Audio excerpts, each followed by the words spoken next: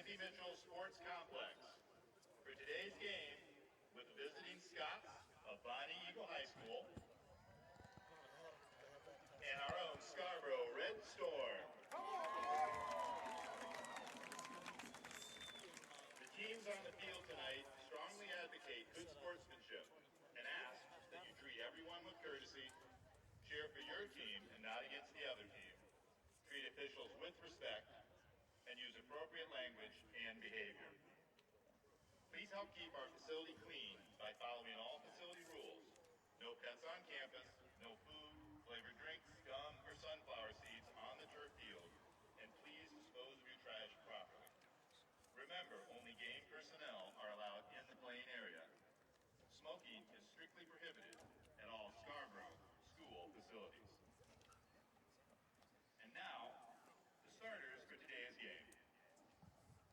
First, for the visiting Scots of Bonny Eagle High School.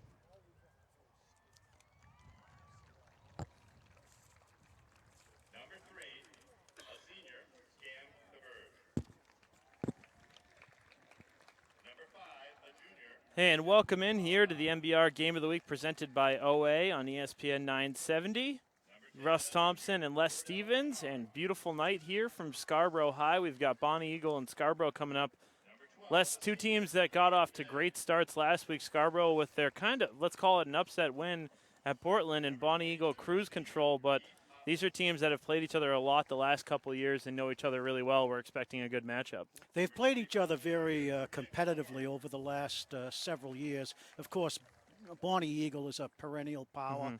They have 5 gold balls. Scarborough's been knocking on the door. We saw Scarborough last week, and they played a fantastic game in upsetting Portland. And I'm not even sure it was an upset. Yeah. I think those teams were pretty even. Yeah, the more after you watched a full game, the less you thought it was an upset before we got into it.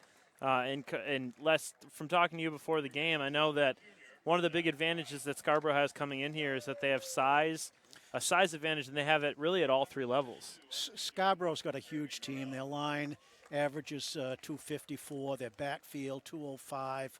Their wide receivers 190. So they're getting about 20 to 30 pounds a man weight advantage over Bonny Eagle. And when you talk about Bonny Eagle, I think we'd be remiss not to start with Coach Cooper and really the program that he's built. And the fact is, every single year this Bonny Eagle team is ready to contend for a state championship. Now that John Wolfgram is retired, I think Kevin Cooper is probably the best football coach in Maine. I can remember when he played quarterback at Lawrence High School. I can remember when he played at Dartmouth College. He coached at the University of Maine for a while. He's just a great, great high school coach. And they've got that spread option there in Bonny Eagle, which Coach Cooper has made very famous. And this year they've got a power back, they've got a finesse back, really. They've got weapons all over the field. That's the key behind the spread offense. And they're a very quick and athletic team. I wouldn't worry too much about the weight advantage that Scarborough has because Bonny Eagle is so fast off the ball. And it's like boxing. It's like who's the first guy to get the punch in? Can you beat the guy to the punch? And that's what makes Bonny Eagle such a good team. They're quick. And a reminder that our games are presented by OA, board certified, nationally recognized. That's OA. Online at Ortho Associates. Tonight, we have the video stream, as you guys can watch along here, in addition to being online, the audio stream, and here on ESPN 970. We're going to take a break, though, and we'll come back and give you the lineups. You're listening to the MBR Game of the Week presented by OA right here on ESPN 970.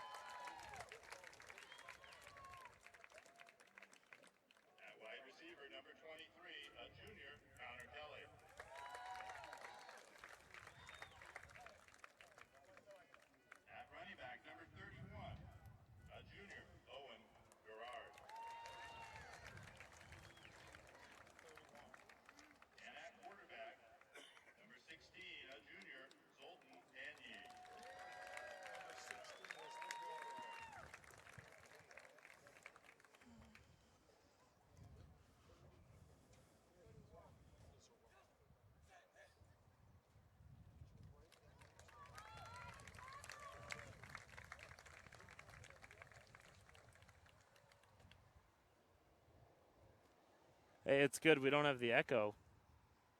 It's refreshing. I can actually hear what you're saying. Yeah, you can. My brain will work better. And I think even though we're on break on the radio, we're still going to be talking on the video stream, so don't say anything stupid during the breaks.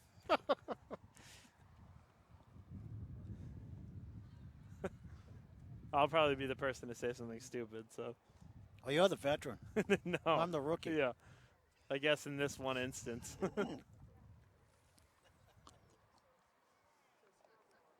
Hey, you're a good rookie, though. Yeah. Yeah, I love the game. Yeah.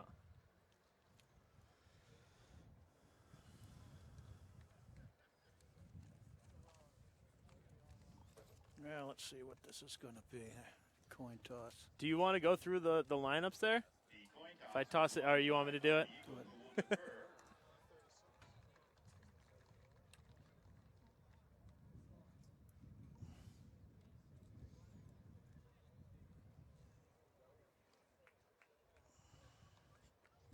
Scarborough's receiving.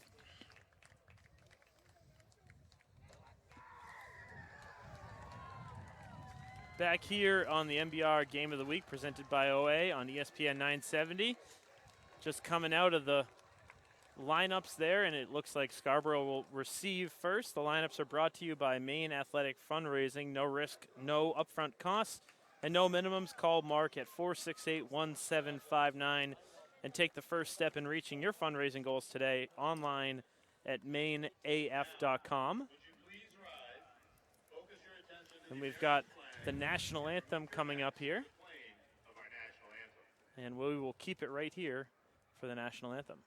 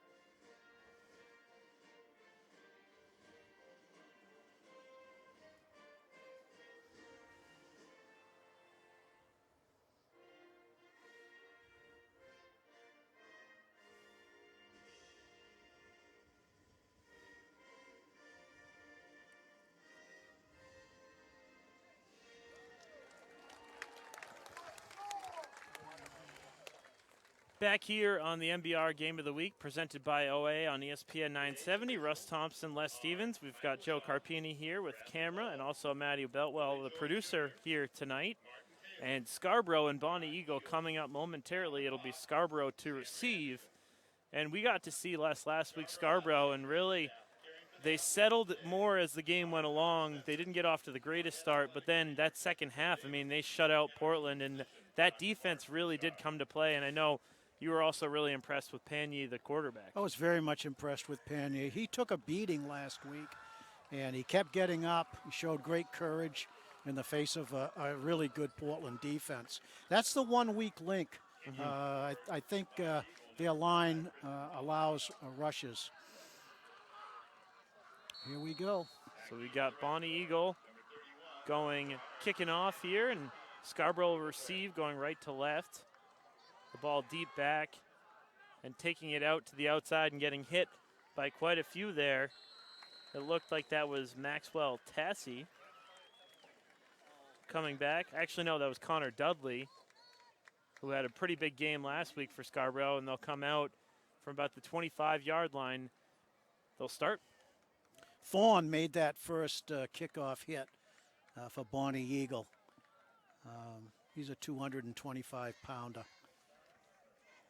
And Scarborough really, this Class A South arguably the most competitive division in the whole state. I think it is. That really makes you measure yourself against the best. And I know that this has been a long time coming for Scarborough here. And the first one is a toss to the right to the running back there. Looked like that was Owen Garrard on first down. That was Garrard. Scrum. He'll pick up a couple, but Bonny Eagle just swarming to that ball. A lot of green-winged helmets flying toward the football. But good 5-6 yard gain. That's what you want to start with on first down. And another thing that makes this Scarborough offense tough to gauge is that they've got a lot of different playmakers out there, and they like to really spread the ball all over the field. They have a lot of good running backs, wide receivers. Panyu takes the snap, hands it off inside to the right there, getting outside for a couple, enough for a first down there. Have to look and see. That was Aaron Dickman who picked up the first down, so already 2 downs and 2 different runners. Dickman's a big running back, 215, 5'10", runs with a lot of power. He's what I call a north-south runner. He doesn't run toward the sidelines. He squares his shoulders and goes forward. So first down after the run there by Dickman. Panyu takes a snap, tosses over to the left there for Garrard. Garrard's got some space, takes it, gets past everybody, down to the 20, and he gets knocked down around the 12-yard line. There was a flag in the backfield. We'll see. I don't know if that's on Bonny Eagle or against Scarborough. Looks like it might be coming back. It's a holding, I'll bet. It's going to be a holding penalty. I would think. So maybe that was why Garrard got such a big hole, but he certainly took that. And it looked for a moment like he was going to be gone, but what a difference that makes.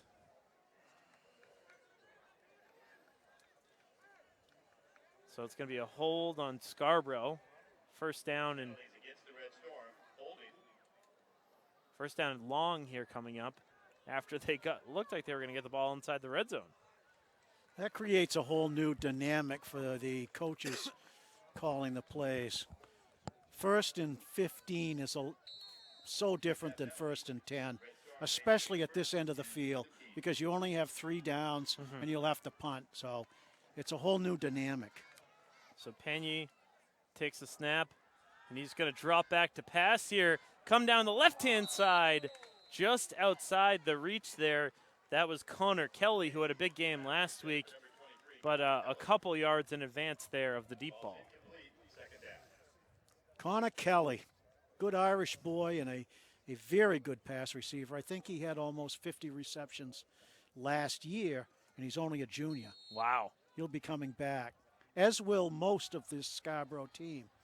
Yeah, they're here to stay.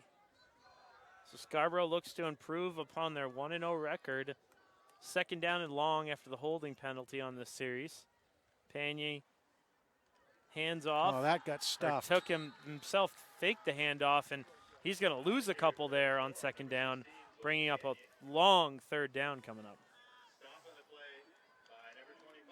And like you said, Les, I mean, when you start first down and 10 as opposed to 1st and 15, and a team like Scarborough that likes to get a couple yards there on first down, it's a totally different way to call the game. That was very good penetration on that play by the Bonny Eagle defense, led by Mr. Thorne. Who we'll see on the other side of the ball as well. So third down and long coming up here. 2 receivers, 1 split to the left, 1 to the right. Panyu's going to drop back. He was looking towards Kelly. Good pressure there, and he's sacked to the backfield. Zach Klein was involved with that one, a couple other Bonny Eagle defenders, and now 4th down and at least 20 yards coming up for the punt team. Just yet another example of what happens when you dig yourself in a hole on a penalty.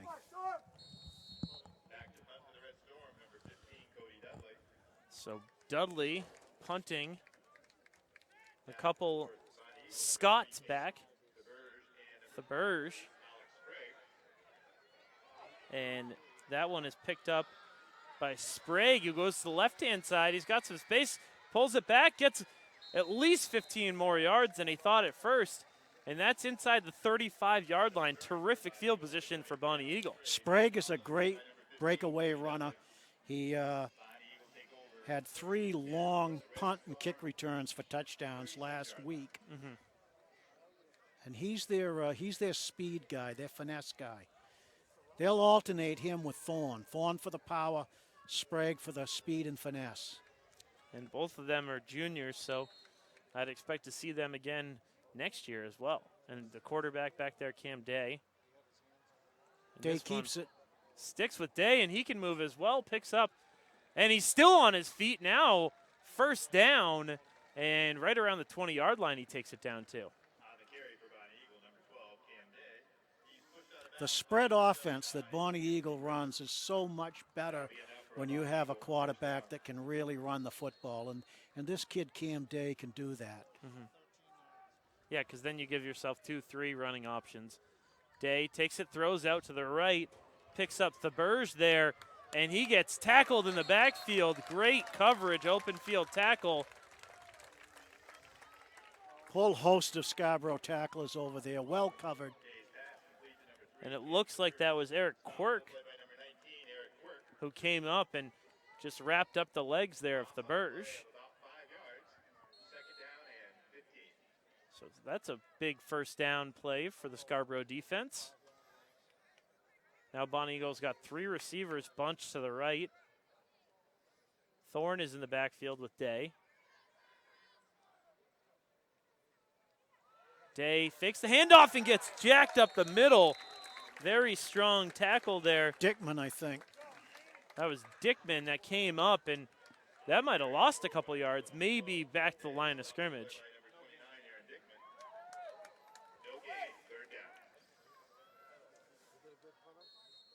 So 3rd down and 15 coming up here. Good field position, but this would be interesting deciding what they do. They're going to get 2 whacks at this because they're in 4-down territory, so they don't have to pick it all up on this 1 down. Day's in the shotgun, 2 receivers to the left. He's looking over there as he drops back, takes off with his feet, running, coming up, and he won't get to the first down, but he'll pick up probably 6 yards there, maybe 7, setting up 4th and about 8, I would say. Less than that, I think. But there's also a flag on the play. Depends where they mark it. Probably holding. I don't know. Yep. Right here on the MBR Game of the Week, presented by OA on ESPN 970. Or also, if you're tuning in to the MBR stream on the YouTube channel of MBR, thanks for joining us. You'll be able to hear us tomorrow. We'll be over at Chevrolet for the game. So is that an illegal push in the back there? On Bonny Eagle. The penalty is on Bonny Eagle. Illegal procedure. I think it was a motion. So now this makes it, well, they'll replay 3rd down. So Bonny Eagle will come back here, 3rd and 15 from the Scarborough 35-yard line. Day takes the snap, looks over to the left immediately, throws that ball too low, can't be picked up, and now 4th and long coming up. And it wouldn't have mattered. It was well covered. Yeah. So Scarborough really stiffening up that defense after the first couple plays. They did a lot of that last week. Yeah. Bend, but don't break. Give up some yardage, but stiffen up when it gets down toward the goal line. Yeah, their run defense was terrific all last Friday night, and it was really their coverage that was an issue, but in the second half, they fixed that and put up a donut. So we'll get it here. Long 4th down. The handoff up the middle there to Thorne. He's not going to get much. Very low risk, low reward play call right there. And this is the kind of game, I think, if the longer Scarborough hangs with these guys and knows they can play a power like Bonny Eagle, mano a mano, their confidence is going to do nothing but pick up as the game goes on. Yeah, and they got a turnover on downs there, so we'll get our second look at the Scarborough offense and their big offensive line. A lot of size. They have good numbers here on the football team. Beautiful night here at Scarborough High under the lights. And we'll see what the Red Storm have in store. Bonny, the quarterback, he'll toss over to the right. Garand. And Gerard goes up and grabs a couple there on first down. On the carry for the Red Storm, number 15, Cody Dudley. No. That was Dudley, actually. 7, Zach Klein. Gain of 2, So many second playmakers here for Scarborough. But central to it all is Zoltan Bonny, who took a beating last week but stayed in the whole game and drove his team to victory. So second down here. Bonny hands that one off, a couple spin moves, and staying up on his feet there looked like that was Connor Kelly. And that was actually Tim Carrion. But it'd be about 3rd and 5 coming up here. And this is right where Scarborough wants it to be with a lot of play calls available. They're on their own 30. This is a big play for both teams. If they don't pick this up, they're going to have to punt. So third down coming up here. Bonny drops to his right, rolls out. Throws that one on the run, too strong. Out of bounds, incomplete. And you may be thinking, wonder there, he might have been able to pick that one up with his legs.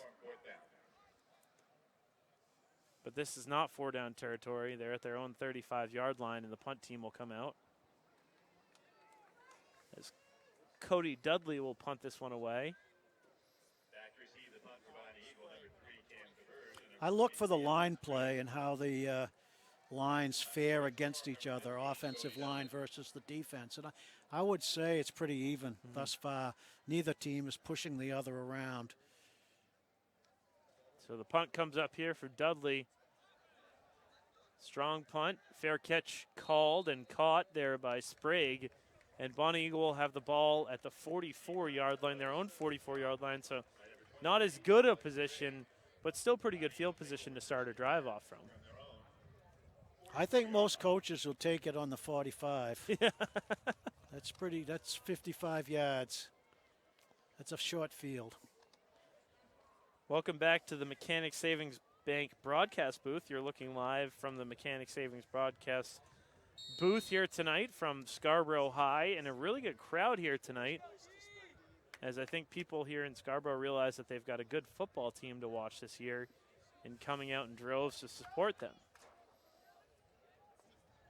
No question, this is the best game of the night in the state of Maine. Number 1 team and the 4th best team in Maine. Sprague comes over here to the right, showing good elusiveness there. Picks up the first down and was dragging tacklers. That's a lot of power there, and that's the finesse back. What I like about that is you got a speed finesse guy, but he also knows how to lower his shoulders, keep them square, and go north-south. And that's the sign of all the great running backs. You got to go north-south at some point. You got to go north-south, and you got to go square. So the first down here, they're going to hand this one again off that time to Sprague. He picks up 4 to the left and sets up second down.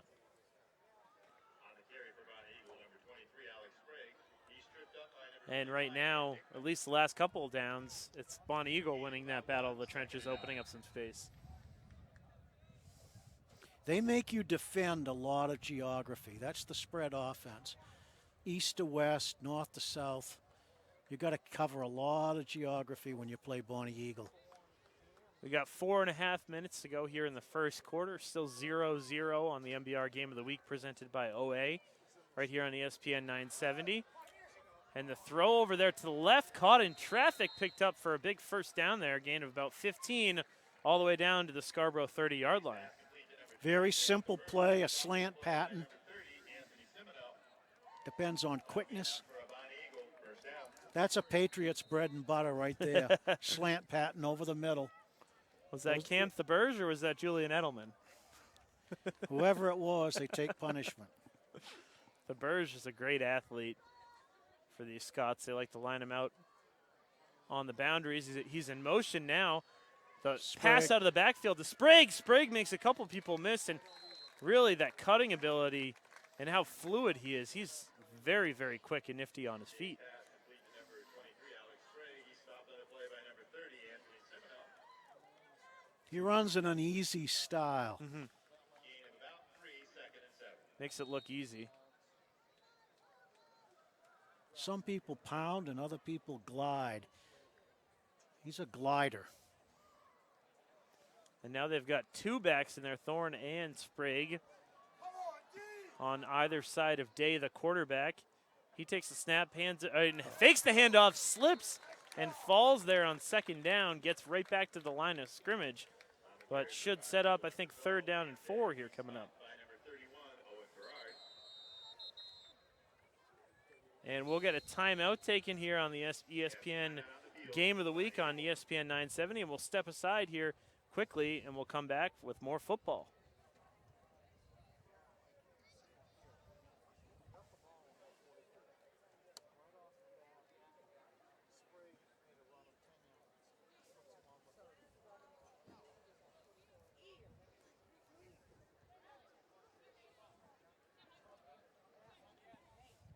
Yeah, I know. You can if, oh, they're standing in the way. 3:13 left in the first quarter. I know, I thought about that. I was like, what? How much time is left?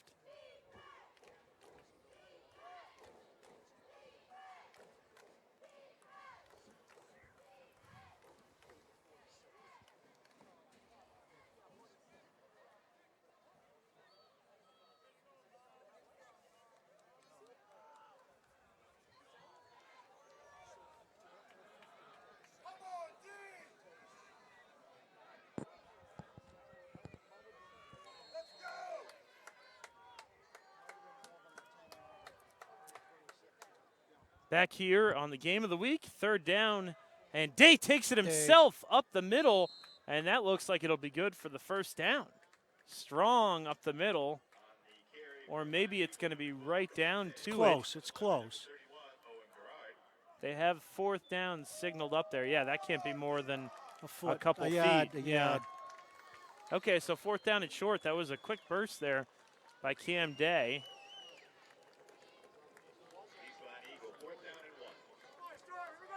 4th down and 1. Can the Red Storm hold strong here, or does Bonny Eagle have just enough to get the 1st down? 2 receivers to the left. Day's in the shotgun. He's going to take it himself, and he got hit, I think, in the backfield. Not sure if he got there. Scarborough had a great jump off the line of scrimmage, and they did give it to him. He got hit hard in the process, though, but just enough to get the 1st down. Simple, straight ahead quarterback keeper. Who's tougher than who football? Fearless, too. I mean, he knew what he was getting himself into, and he took a hit. Day lobs it to the left side of the end zone, and diving into the corner. No catch. No good, at least out of bounds there. I think that was Cordell Menard over there. And that was a nice-looking spiral, just I think a little too much zip on the pass. They took a chance there. I couldn't see from this side of the field, but I think he received it. It was just he was out of bounds. Right, right. Had to dive out of bounds to get that one. So 2nd down and 10. Right on the 20-yard line is Bonny Eagle. Day hands that one off up the middle to Sprague. Sprague keeps moving those legs, and now they'll call it dead, but he picked up a couple after initially it looked like he got hit at the line of scrimmage.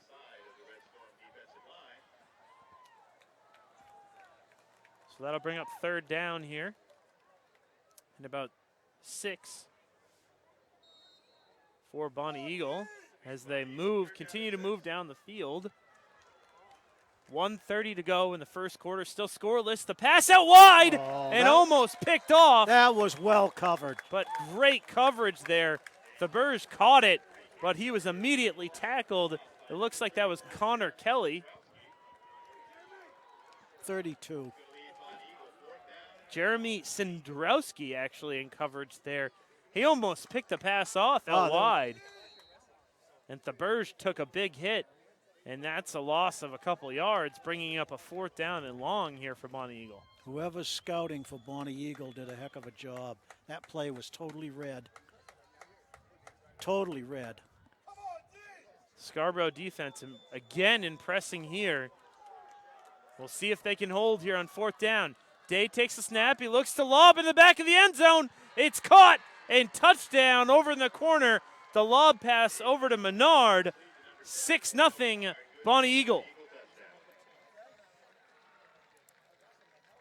That's the diversity of this offense. They'll slug away at you, and then they'll pass. You just have to defend so much geography when you play them. They'll take what you give them. Yeah, and there, it looked like they were doing something else at the snap, held onto the ball, and was able to touch pass that little lob pass, and Menard was streaking right away. The extra point is up, and it's good, and now it's 7-0 Bonny Eagle right here on the NBR Game of the Week presented by OA on ESPN 970. We'll come back right after this.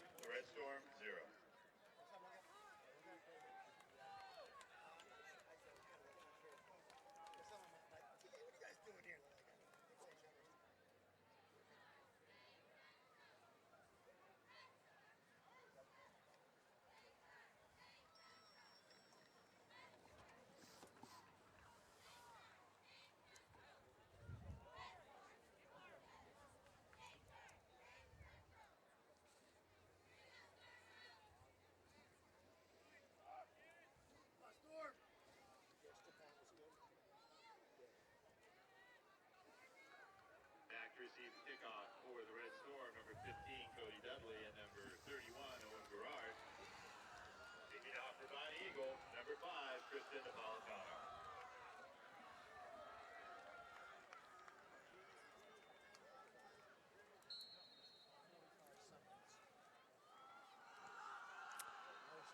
Back here on the Game of the Week, Russ Thompson, Les Stevens, and Scarborough's back to return the kickoff after Bonny Eagle put it up on the board. 7-0 they lead, and this one is brought back out to about the 25-yard line by Cody Dudley, and we'll get another chance here. And now, obviously, Les, the dynamic of this game has changed a little bit. Scarborough was holding strong there. Now they're going to have to put some points up on the board. One of the things that jumps out at you in that first quarter is that the geography of the game was controlled by Bonny Eagle. The game was played for the most part in Scarborough territory. Yeah, that's one of the big things is being able to flip the field, and Bonny Eagle was able to control that. We got 40 seconds left in the first quarter.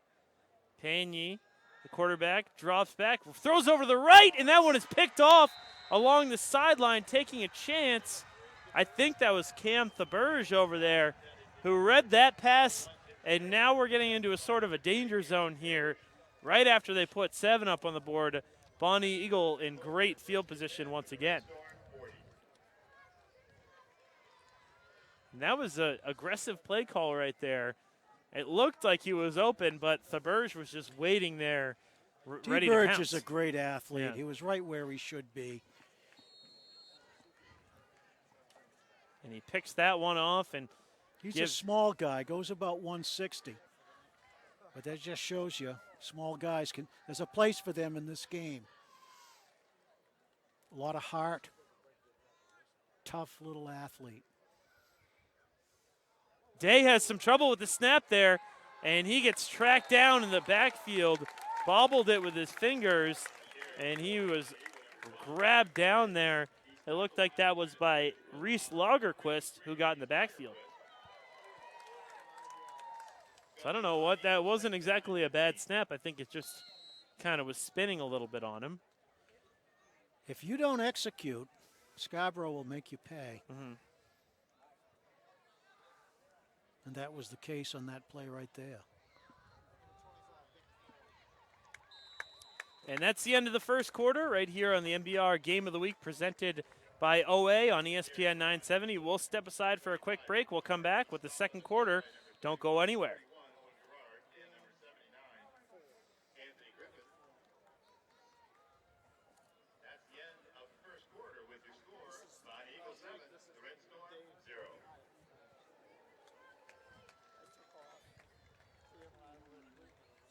That was a nice pass, too. He really,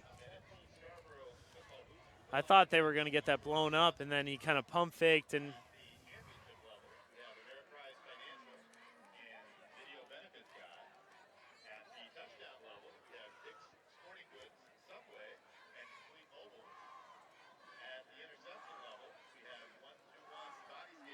It's a very important series for Scarborough. They don't want to get down 2 touchdowns against this team.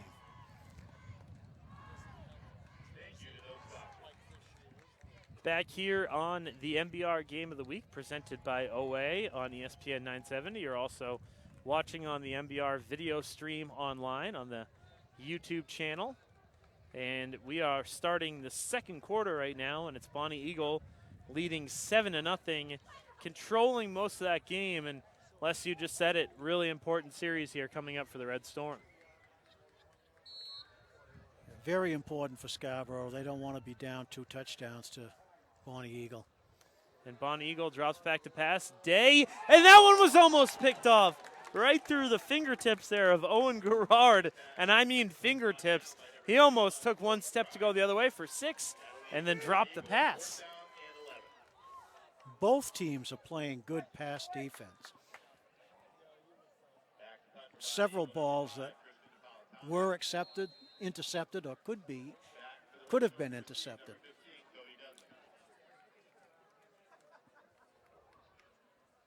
So we got 4th down coming up here. They held them. And right at midfield, Bonny Eagle will be punting off. A low punt, and they're going to punt it over to the right. It was almost blocked. And if it looked like almost a fair catch signal there, but staying on his feet, tossing a couple defenders away.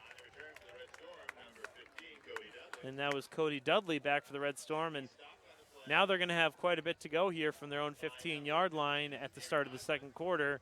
And another look there, but like we mentioned, big stop there for Scarborough to keep this game in hand. Now they've got to show that they can move the football. They did the first couple of plays to start the first quarter, but since then, I think Bonny Eagle has shut them down.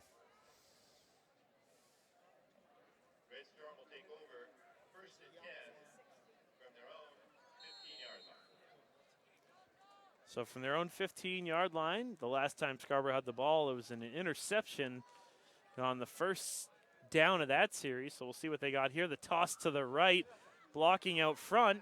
This one's going to go to Gerard. He nice snaps run through a couple and picks up, it looks right down near the first, maybe a yard short of that first down marker. That was a beautiful run. And you saw right there, I don't know who that was. It was, I think, the guard came out, and the lead blocker there took out 2 Bonny Eagle defenders, allowing Gerard to really move.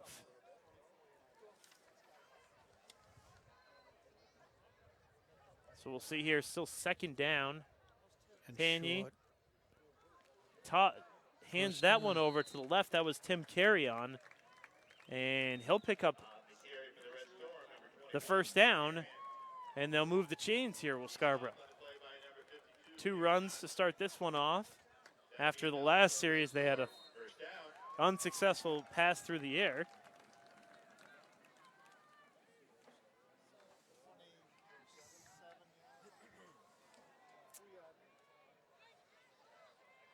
Scarborough's got 1 receiver to the right, 2 in the backfield alongside Panye. Another in motion. Panye's going to hand that one off Gerard. the left, and Gerard shifting up and down, gaining 12 yards there on first down to move the chains. He's a big kid, but he's also very light on his feet. He's a big 215-pounder, and he can run to open space, but he can also lower the shoulder and go. And you can sense the momentum here. He'll be back next year. He's going to be a featured back. Same formation as the last time for Scarborough. Panye will take that one, or hand that one off to the fullback up the middle there. A gain of about 2 there on first down. And that was Dickman. Still When they have that jumbo combo of Dickman and Garrard, two 215-pounders, they can really play some power football. 9.5 minutes to go here in the second quarter. Bonny Eagle leads Scarborough, and that handoff the middle didn't really go anywhere as Bonny Eagle read what was a fake pass very well. Maybe a gain of 1, sets up a 3rd down and 7 here coming up. Whatever he gained on that, he gained on his own. It looked like that was Parker Gammon, who was right there at the line of attack reading that one. So 3rd down and long coming up here for the Red Storm. Sultan Panyi, the quarterback. He drops back, goes out to the left, and he's got some space, and he picks up the 1st down or gets really close down to it. It's on the opposite side of the field, so kind of hard to tell. I think that play was totally improvised. And they did pick up the 1st down, and that's why I asked in the first quarter when they were going the opposite direction, it looked like on a 3rd down play he could have picked it up with his legs, and he did there. There was one where he could have done that. Yeah, and he showed really good wheels there. That was clearly a pass play that broke down, and he just tucked it under his arm and took the mail and carried it to the house. So they move the chains here inside Bonny Eagle territory. The toss to the right. Bonny Eagle really read that one well. And coming up there in the backfield was Thorne. And even before the running back got the toss, he was right there, I mean, from the point of attack. Thorne's a great defender. A ball hawk. I mean, they play him in a lot of different positions. He started as a freshman at nose guard. Wow. And as he's gotten bigger, now he's a junior, he's playing defensive end, linebacker. So 2nd down here coming up. Panyi tossing that one over the top and through the fingertips there. I think that was Lagerquist who caught a touchdown last week and just right through the fingertips, and he was down about 30 yards down the field. So they went for a big one there on 2nd down, incomplete pass. That's tough, though, to contain. Lagerquist listed 6'4", 200 at the tight end position. He's got some height to him. Big target. 3rd down and 10 coming up here for the Red Storm. They want to move the ball. Panyi rolls out to his left. He's got a blocker in front. Right at the line of scrimmage, throws that one, and in and out of the hands there for an incomplete pass. Well defended. There was a Bonny Eagle player there that almost intercepted that ball as well. And now 4th and 10 will come up, and looks like Scarborough is more than likely going to punt this one off as Dudley comes on here. Yeah, Coach Johnson wants to give Bonny Eagle a long field.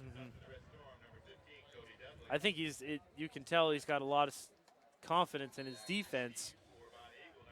And his offense just moved the ball a couple times there, but then got stalled here near midfield. So Dudley, a low snap, a good coverage, and did he knee down when he went to pick the ball up? He did. So Dudley had a low snap, picked the ball up, had one knee on the ground, and he was down, and that is unfortunate. I don't know if I've ever really seen that happen before. Talk about a game changer. Yeah. That's probably 40 yards in field difference right there. More. Because look at the bounce that the ball had. It was within the 10-yard line. And honestly, I mean, that snap was at his feet. So he had to go down and get it, but he couldn't drop that knee down. These are the things that just drive a coach If nuts. you're a punter, you should be aware of that. He's pulling his hair out. We'll see if the defense can stand on their heads once again. They did it all last week. And right now, Scarborough trails by 7 right here on the NBR Game of the Week. But the thing of it is, now they've given Bonny Eagle another short field. They're already practically in 4-down territory. Day fakes the throw, does throw it, fakes the handoff, and gets that one all the way out. 28. That's Hunter Thompson, wide receiver for Bonny Eagle, and he picks up 15 there on first down to move the chains. And now they're down right around the 15-yard line of Scarborough. That's a great name, Hunter Thompson. Hunter S. Thompson? Like the great writer, Dr. Hunter S. Thompson. Gonzo football, folks. This Thompson doesn't have an H in it, though. No, an S. And a handoff there to the right. And the ball comes loose, and Scarborough has it there. Popped right out. Alex Sprague was running that one for Bonny Eagle, and I think a helmet got on the ball. Popped end over end, and Scarborough was very clearly first two. So a moment of magic right there. Wow. Scarborough. Again, shifting tides. Gift from the football gods right there, as they had another unforced error on their own, but now they're able to get that offense back out on the field. A long field to work with here from their own 10-yard line. We'll see if Bonny Eagle can hold firm here on defense once again. Big crowd here at Scarborough High. People all around the track on both sets of stands. Coming out to watch this one. Pagny takes the snap, rolls to his right. Keeps it. Sees open field here, makes a couple defenders miss, and then easily goes out of bounds. Gain of 17 on first down, and he didn't take a hit in the process. He has excellent instincts, and he understands the geography of a football field and when a play isn't there and what he can get out of it.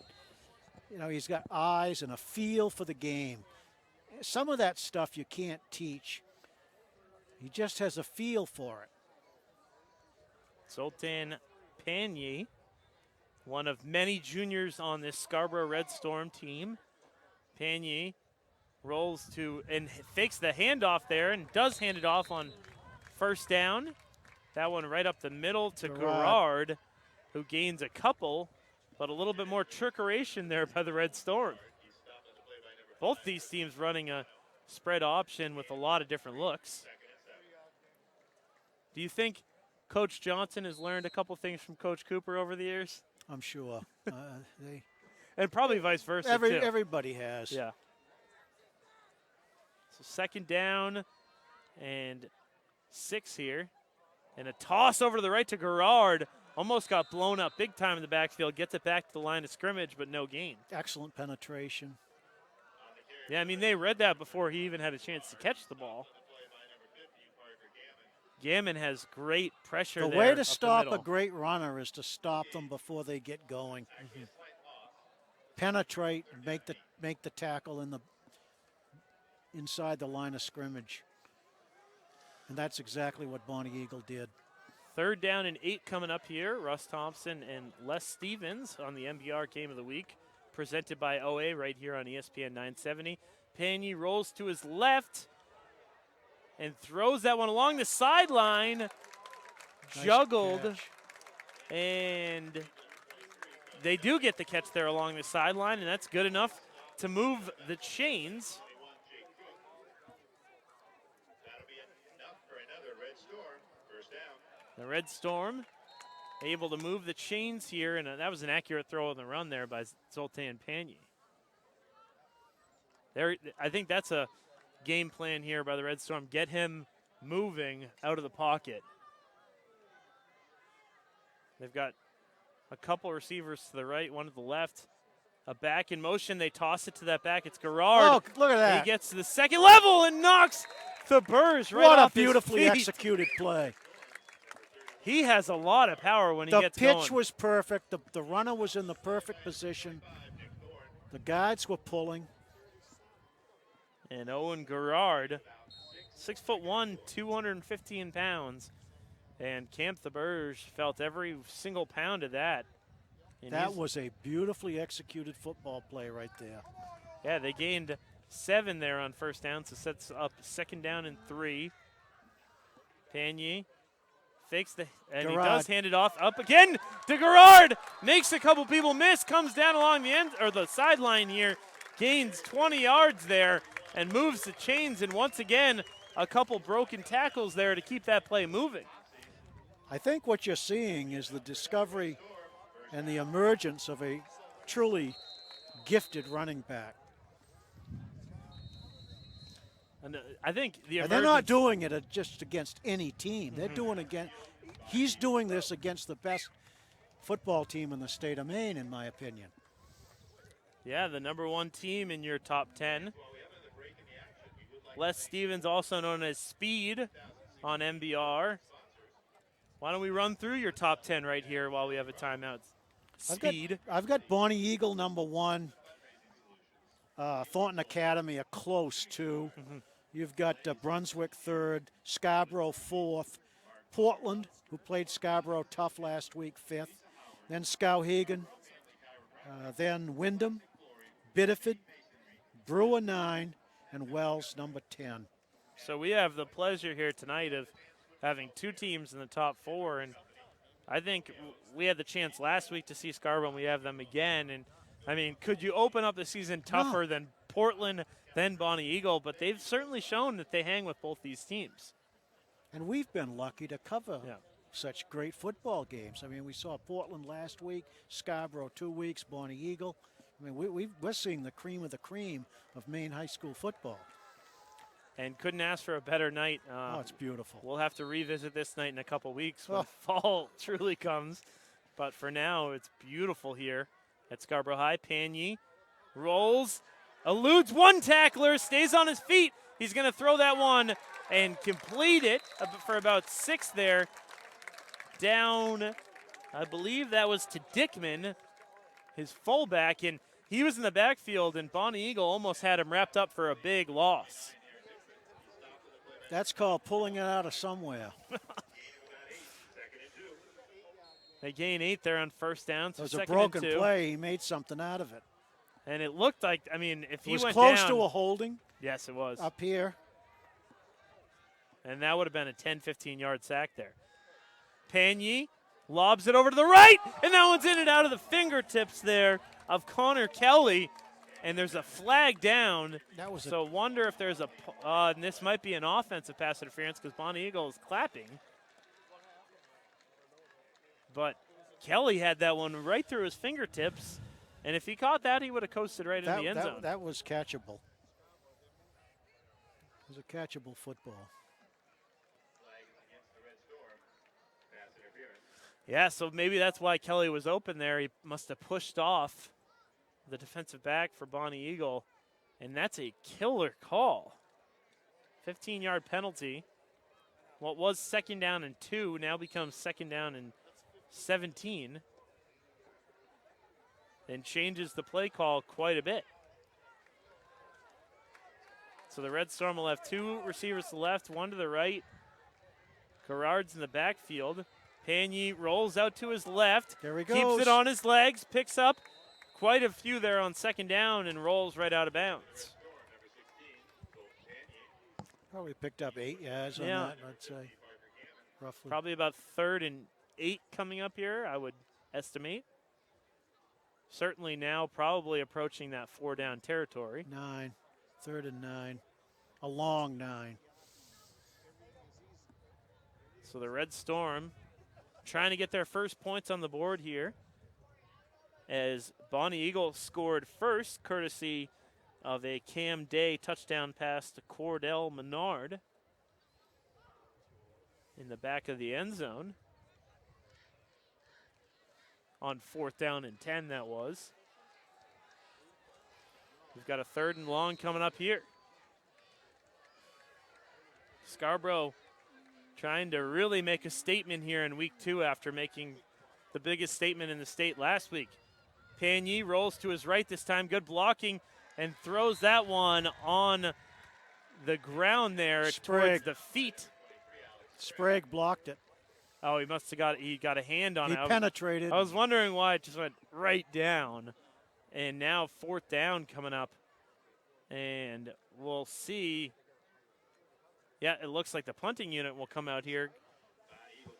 This is kind of in no man's land.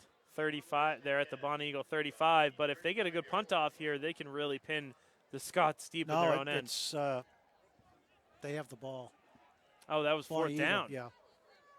Okay, so turnover on downs for Bonny Eagle. They come out.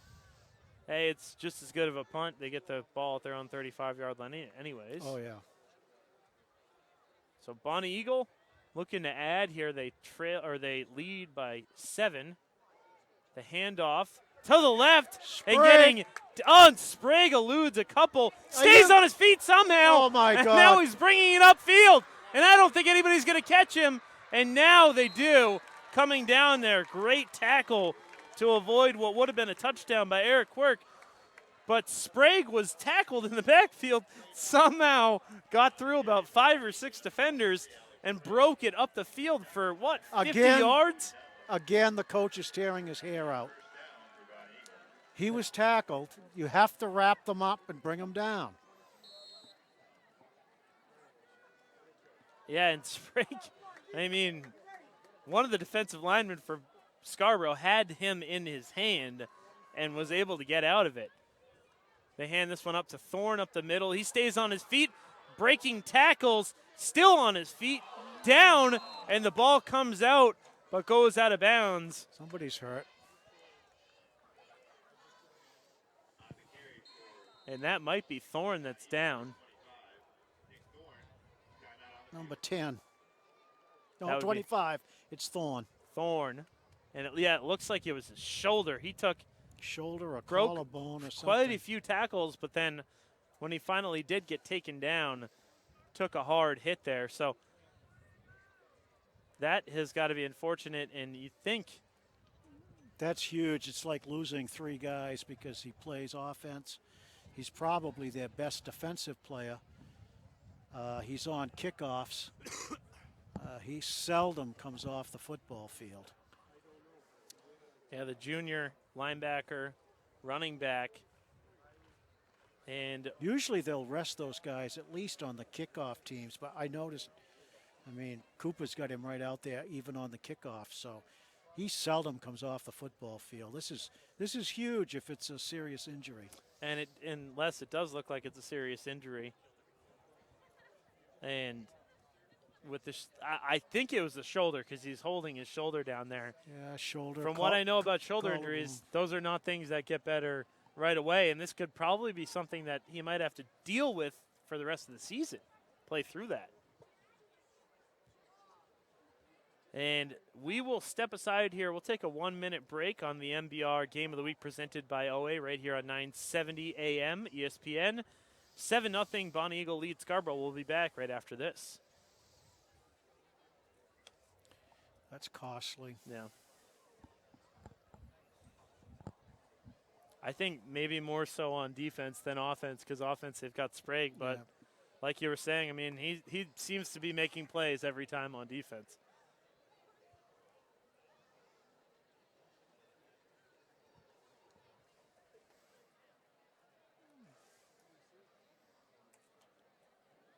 This is the kind of thing that could have a bearing when they play Thornton, the big game down the road. Right. When is that? In a month? It's in October. Yeah. The 6th or 7th week, I'm not sure. I think it's the 7th week.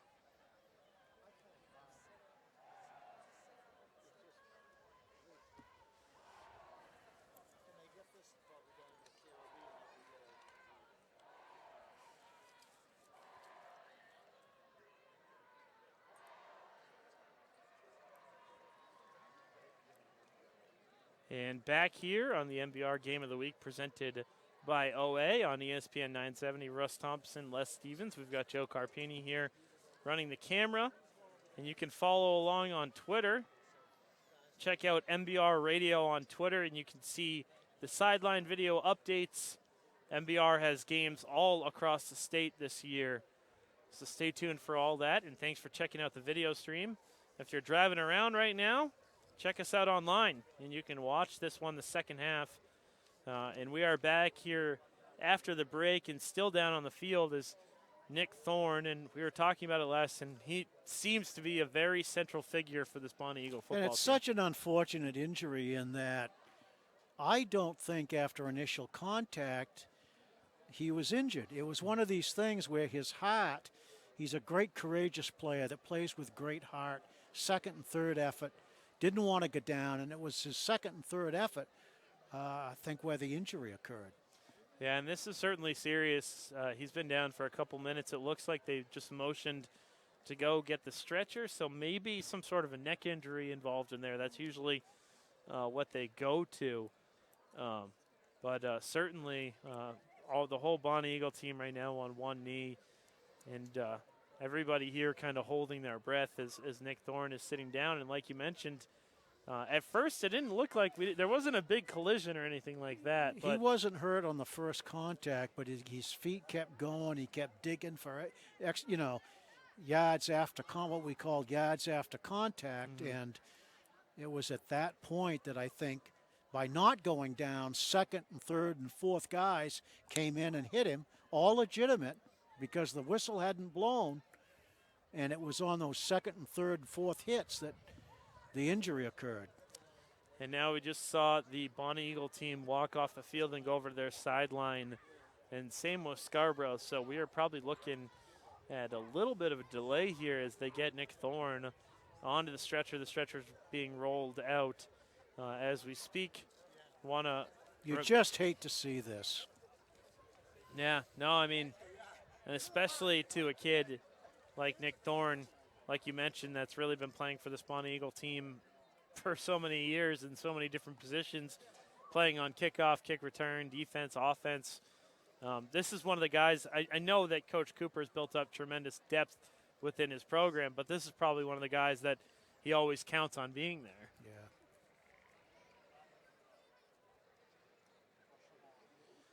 Reminder that our games are presented by OA, board certified, nationally recognized. That's OA, online at orthoassociates.com. 7-0 Scarborough trails here, the host team, after a Cordell Menard touchdown earlier this quarter. And we have a little bit of an injury delay here, and we'll step aside once again and take a couple minutes here. It looks like this is probably going to be a little bit more of a delay. You are listening and watching right here on the NBR Game of the Week presented by OA on ESPN 970. We'll be back after the break.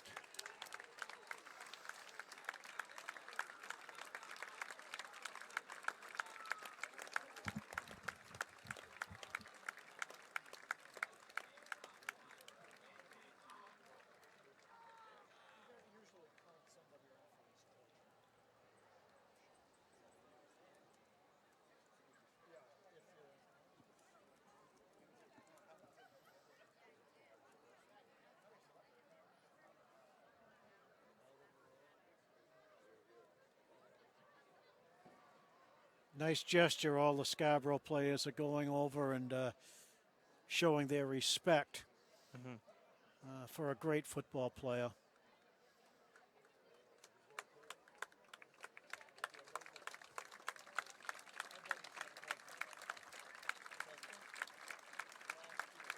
That young man plays with a lot of courage and a lot of heart. It's good to see that he's moving his hands and he's moving his extremities.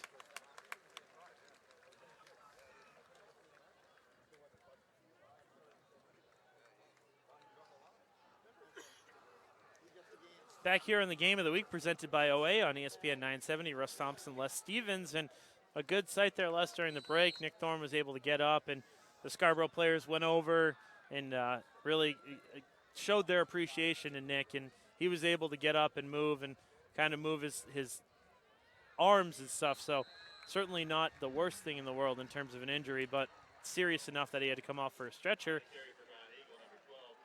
And that was Day taking that one himself, but now it's going to be quite different here for Bonny Eagle, especially offensively and defensively, and we'll have to see how they adjust. I think the impact will be more on the defensive side of the ball. But they've got good position here, first and goal. 3:45 to go in the first half. And Sprague takes that one over to the left. The ball comes loose, and they called it a touchdown right before the ball came loose. And so it's a touchdown, but that was very nearly a fumble. 13-0, Bonny Eagle gets another touchdown on the board.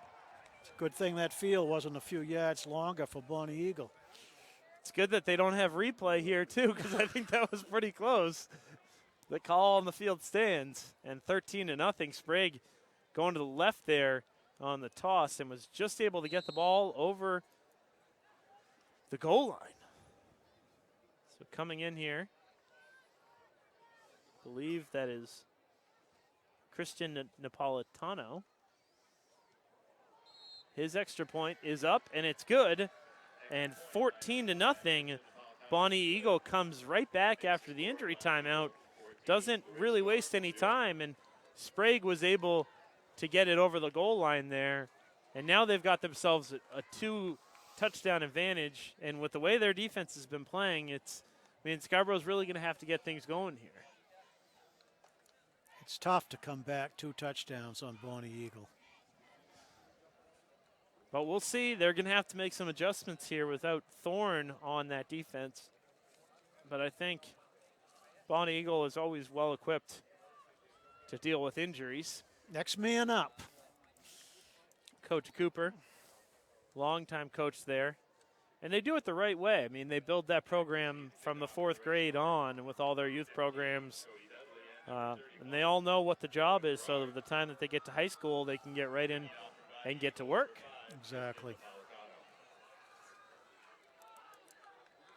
You are listening and watching to the MBR Game of the Week presented by OA right here on ESPN 970. Also on the MBR YouTube page with our video this week.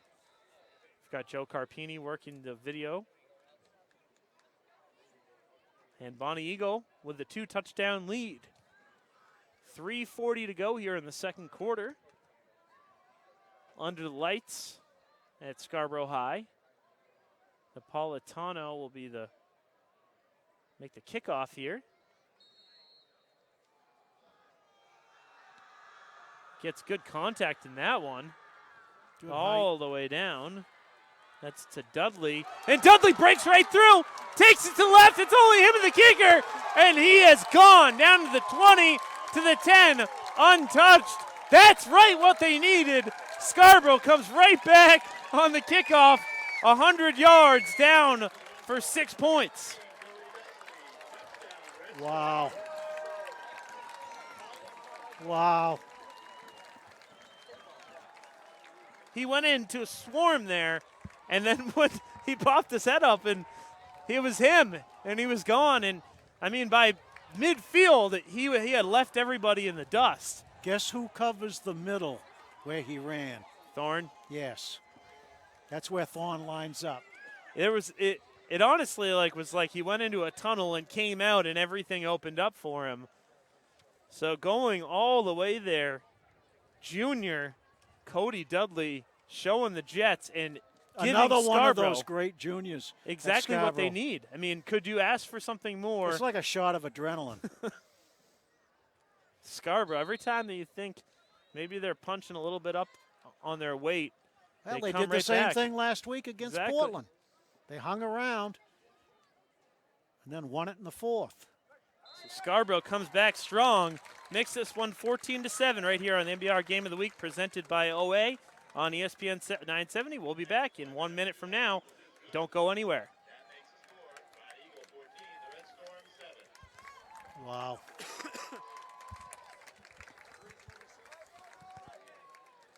That was amazing. It came when they needed it most. Dudley. I literally went down to look and check who it was, and by the time I looked back up, he had beaten everybody. That's how you do it.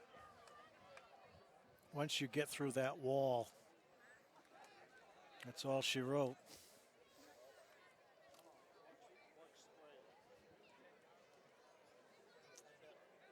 Oh, there's Maddie right there. Yeah, Rutgers.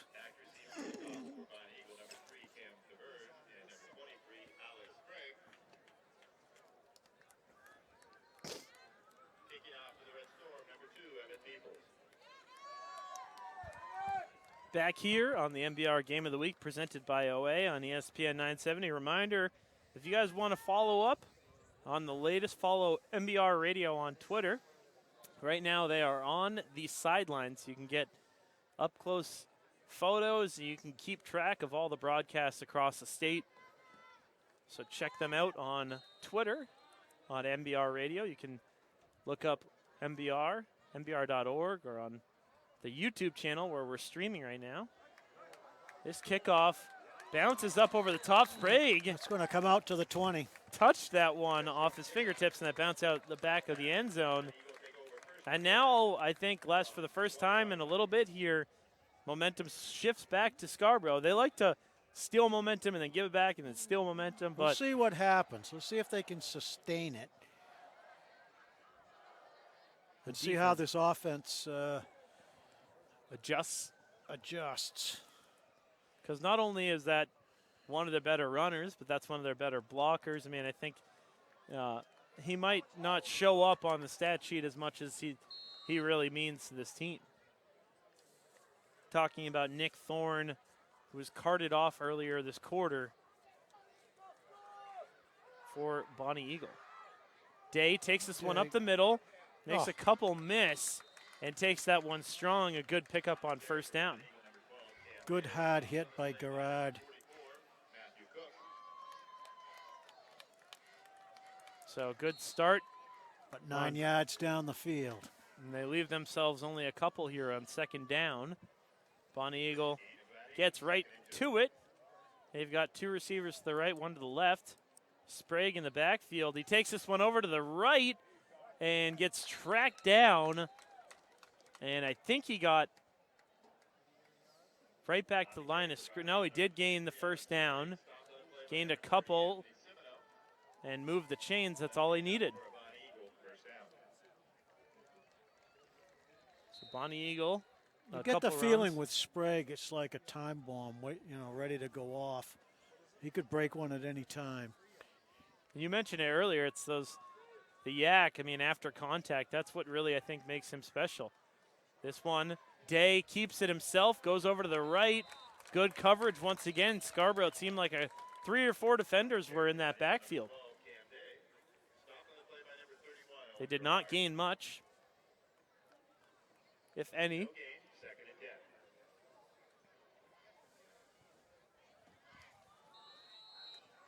Clock ticking, 2:31 to go in the second quarter. And a timeout taken, and we'll take it to the MBR Game of the Week presented by OA right here on ESPN 970. Don't go anywhere.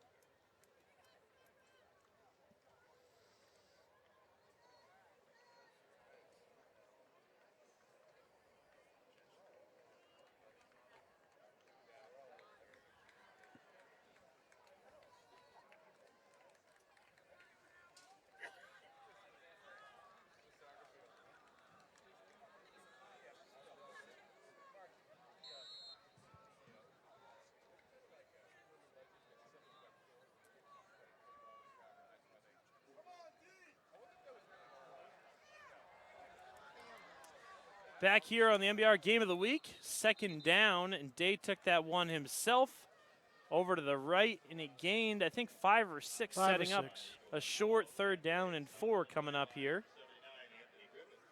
Griffith with the tackle, and now maybe that's another guy that needs to step up and take some of that slack is Cam Day, at least from a runner perspective. Yeah, exactly, and he's certainly capable of it. Coach Cooper making adjustments on the fly here in the first half.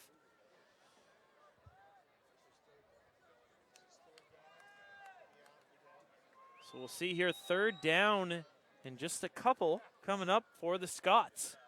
And Day will take this one himself. And I think he got enough there to get over and tumble for a first down. Excellent veteran line surge on that. Good push. That looked a little bit like Tom Brady with the quarterback keeper. And they move the chains. Still in their own half, but their own 45-yard line. Whoa. And a big sack coming up here for Scarborough as Day got wrapped up. And that was Matthew Cook coming all the way up the field to really change things here. And we'll keep this one right here. But Cook came in, and Day thought he could shrug him off there and lost even more. That's probably, what, a loss of 15 there?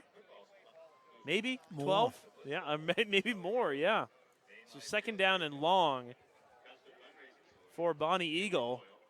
And they've got a minute and 19 seconds to go here left in the second quarter.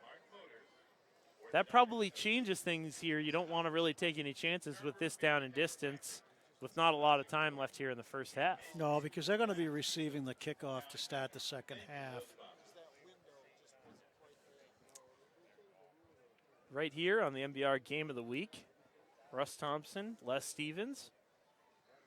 And this has been a great back and forth affair. Once again, I think with these games with Scarborough, you look at it 14-7 in one half and you think, okay, maybe there's a lot of action there, but this game has been back and forth, a couple turnovers. They're just a very resilient football team. And now they've got themselves in a decent position. 2nd and 25, Bonny Eagle finds themselves in. Day drops way back, and he's got pressure, lobs it up over the outstretched hands of his running back there, sets up third down and long here coming up. The pass was intended for Sprague. And third down and really long here coming up. It'll be interesting to see what Cooper calls on this. He's got two receivers to the right, one to the left. Sprague's in the backfield with Day. Could be one last gasp. Fly pattern, long. Day runs into his running back there, and then he'll take it on third down. Spinning, staying on his feet, gaining a good 10, 12 yards there, but not good enough to pick up the first down. It'll bring up fourth down and 10.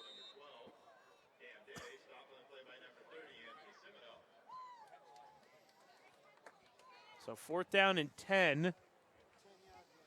59 seconds to go in the second quarter. Scarborough takes a timeout, and we'll keep it right here on the MBR Game of the Week presented by OA on ESPN 970. And Scarborough's probably taking that timeout because, hey, I mean, they just returned a kick for a touchdown. And now with a minute to go, I mean, you really want to save every one of those seconds. Absolutely. With the athletes that Scarborough has. And Bonny Eagle probably just wants to play as conservative as they can here, get this ball up in the air, and get back and cover. But we'll have to see. Well, you've got number 15 back there that did it. And also Dudley, I guess. Number 23, Kelly, too, who we saw last week, can certainly make a play or two. Dudley and Kelly, the two back for Scarborough. Looks like Scarborough is ready to go here coming out of the timeout. Bonny Eagle still huddled up. Second half will be interesting. I know Coach Johnson worked on endurance all the off-season, CrossFit, aerobic exercises, so that they could play a full 4 quarters of football. They showed that last week against Portland. And Bonny Eagle comes out, and they are not and they come and they shift out the punting team for the first team offense. So they gave Scarborough a little bit of a look there, but obviously didn't see anything they liked. And now timeout taken by Bonny Eagle, and we'll take this one. We'll step aside for a minute right here on ESPN 970.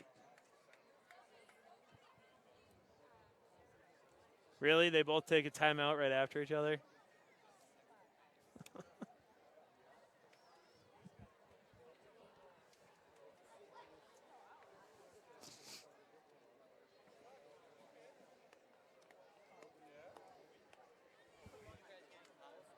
Huh? The power down there, yeah. Yeah, look at this setup. There's all the stuff. This is just for the stream over here. It's totally separate. No, they didn't have room over there. Yeah. Channel 6 is right down there. Yeah, there's nobody up there.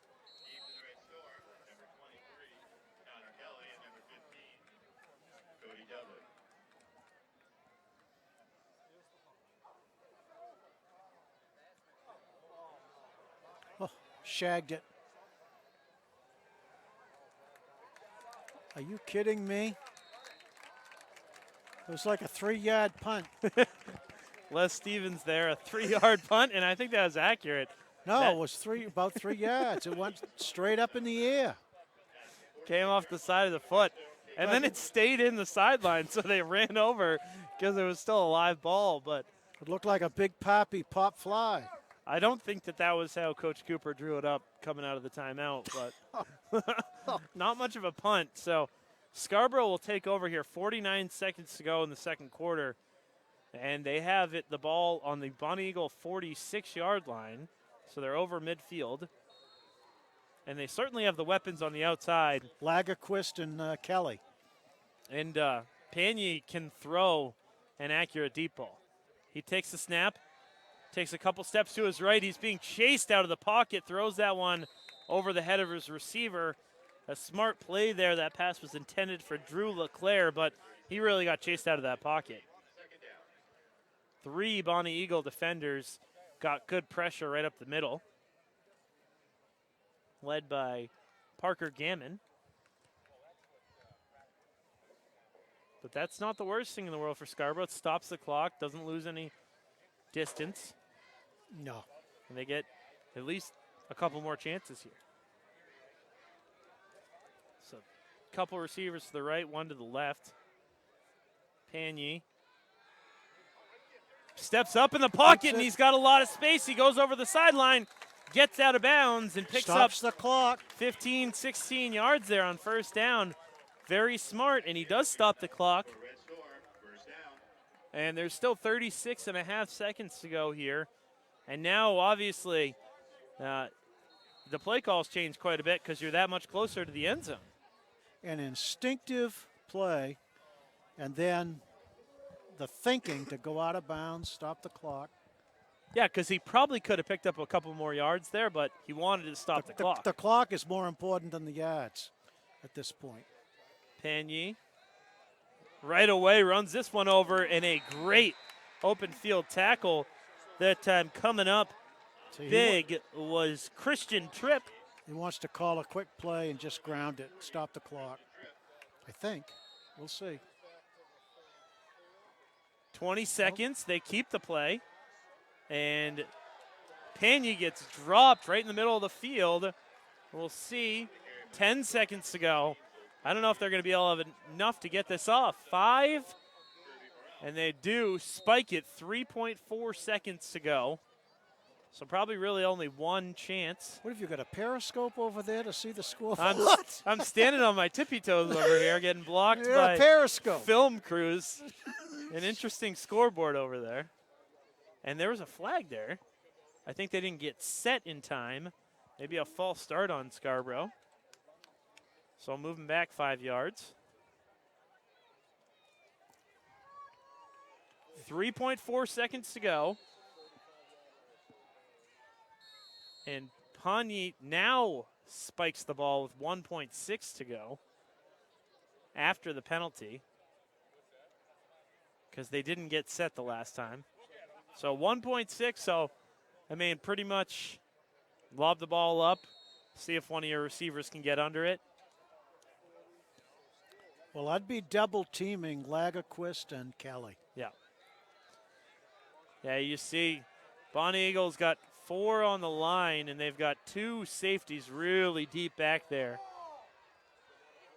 Pagny steps up in the pocket, gets past a couple, and he's still on his feet. The clock runs to 0, and that'll do it for the first half here. Bonny Eagle will have a 14-7 lead going into the half on the MBR Game of the Week presented by OA right here on ESPN 970. Unless some of the takeaways here of the half, obviously Scarborough coming back with that kick return and making this a one-touchdown game, but it did seem like Bonny Eagle really did control most of that first half.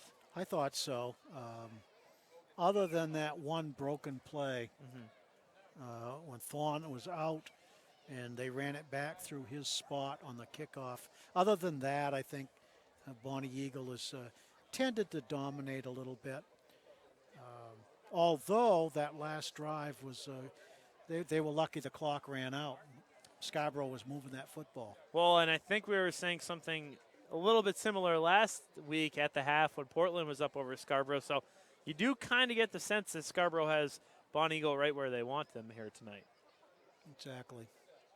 So that'll bring us to the end of the first half here, and we'll step aside. We'll take a couple minutes here. We'll come back, give you some of the stats, and break this one down right here on the MBR Game of the Week presented by OA on ESPN 970.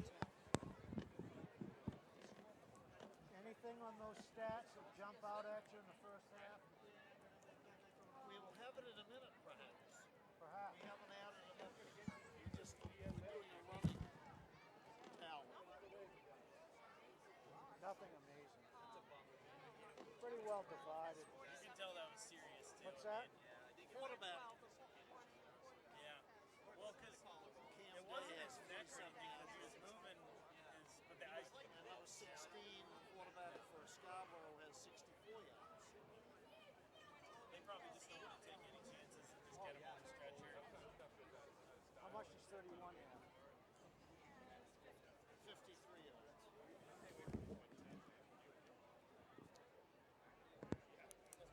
They are the stack three over there. Yeah. And the quarterback, again, has 31. 64 quarterback. Number Panye. 16. Panye. Yes, Gagne. Panye. Oh, is that how you pronounce it? Panye? Panye. Panye. I think it's Panye. that's the way we've. Well, let's keep doing what we've been doing. Bonny has 64 yards rushing. And Gerard has 53. Yeah, see, they've moved the ball pretty well.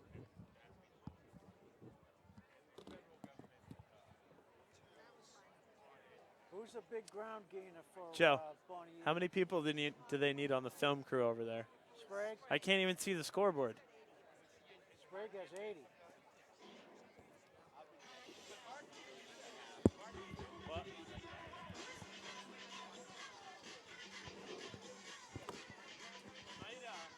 At some point when I'm like talking about the crowd, I might just have you zoom out and just show. Right. That's double. Right. Oh, you can? Okay. Okay, then that probably won't work then. Okay. How many yards was that? What did you record that? Oh, okay. Cool. Kickoff return. I always thought it was, yeah, I think that's right. Yeah. He caught it on the 5, but 95 yards.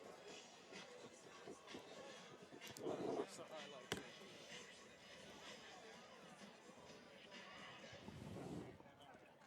This is the story. Dudley, 95-yard return. Sprague's gained 80 yards rushing. Panye, 64 rushing. Which is a lot for a quarterback. And Gerard, 53. Wow.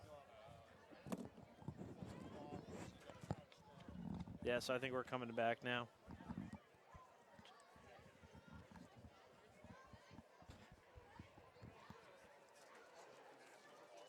Back here on the MBR Game of the Week, presented by OA, right here on ESPN 970. A reminder that our games are presented by OA, board certified, nationally recognized. That's OA, online at orthoassociates.com.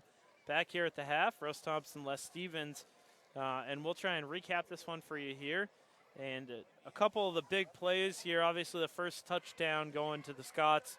Cordell Menard was found in the end zone, 4th down and 10. So that was a huge momentum play. And it was just a little touch pass. They found him there in the back of the end zone. Come to find out, that's the difference in the game. Yeah. That touchdown. And that was a nice touch pass there by Cam Day. And then after that, Sprague came down here. He's got 80 yards in the first half, Alex Sprague, and he was able to get in the end zone. And instantaneously after he got in, the ball came out. Fumbled. I initially thought we have kind of a diagonal vantage point over here that it came out before, but they called the touchdown. And then immediately after that, on the kickoff, Cody Dudley took it 95 yards back to the house, and really that's where the momentum swung here. And you could see there at the end, Scarborough did seem to have the momentum going. They just ran out of time. Bonny Eagle, I think, was lucky, not lucky, but they were fortunate, put it that way, that the clock ran out because Scarborough had a nice drive going, their best drive of the game, and they just didn't have enough time. Yeah, so no touchdowns put up for the Scarborough offense yet, but they've certainly had some success on the ground with the quarterback. They've moved the ball between the 20-yard lines. I mean, their runner, Garrard, has 53 yards from scrimmage rushing. Panier, the quarterback, 64. He's their leading rusher. So they've been able to move the football, but they've moved it between the 20s for the most part. And Les, another thing to really talk about here, obviously, is Nick Thorne going down there in the second quarter. Yeah, big difference. And that's, I would think a lot of the halftime talk is probably central around, okay, what adjustments need to be made, who's going to step up and fill his role. Well, I'll tell you, one of the things they're going to have to adjust to is the kickoff, because when Dudley ran that ball back 95 yards for a touchdown, he pretty much went right up the middle. Right up the middle. And that's where Thorne is positioned on the kickoff team. So it's a crucial injury, and when you have a two-way player, you're really losing two guys. You're losing an offensive guy, and you're losing a defensive guy. And surprisingly, for a guy that's in that many plays, he's on the kickoff team too. So he seldom comes off the field. Yeah, I don't think he really does come off the field very often, so we'll have to keep an eye on that. If we get any sort of an update, we'll let you know, and you can follow us along on Twitter. Check out MBR Maine or MBR Radio online. You can follow me on Twitter at Russ Thompson19, as that'll certainly be something we'll talk about for the second half. We're still at the half here on the MBR Game of the Week presented by OA right here on ESPN 970. We'll take another break. We'll come back, and hopefully we'll have only a couple more minutes before the second half starts up. But don't go anywhere. You're listening right here to ESPN 970.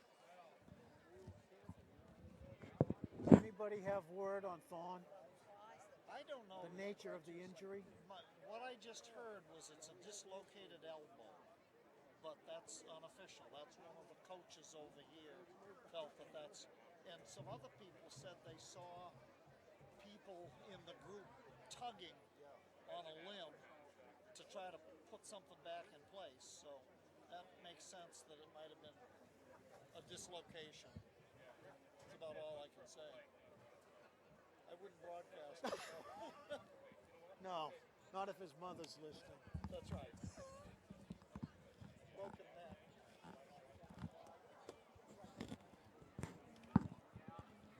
Did you? The rumor in the stands from one of the coaches. Yeah, Did you hear dislocated that? elbow. Yeah. Is that what it is? A dislocated elbow? I don't know. Still unsure. Yeah.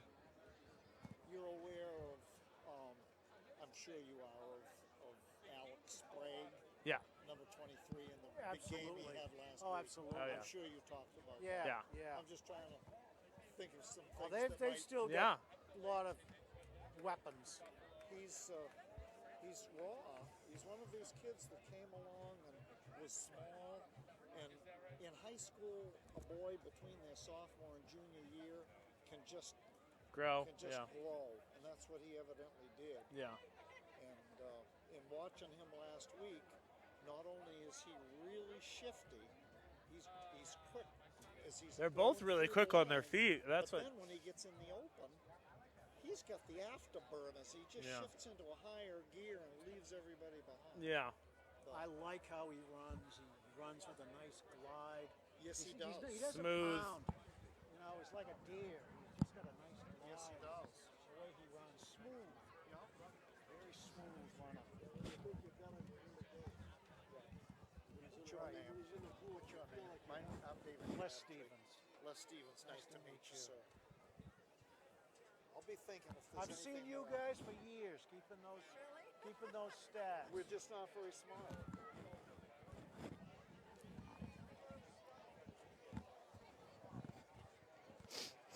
I think we got a couple more minutes before we'll come back on.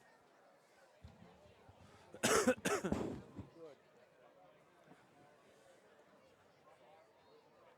It's still pretty hot out.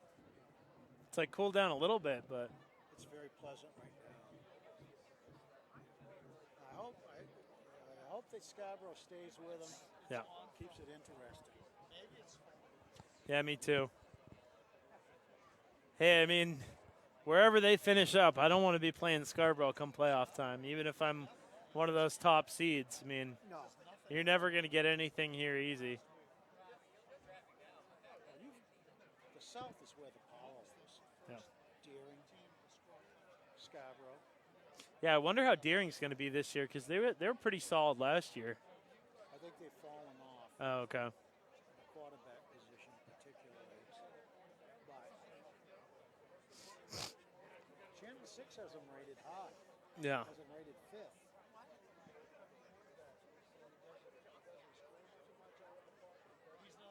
You'll find out. I mean, they got to play Scarborough, they got to play Thornton, and they have to play Bonny Eagle. Mm-hmm. So we'll learn that. Yeah. You go through that, you get a pretty good indication of where you're at.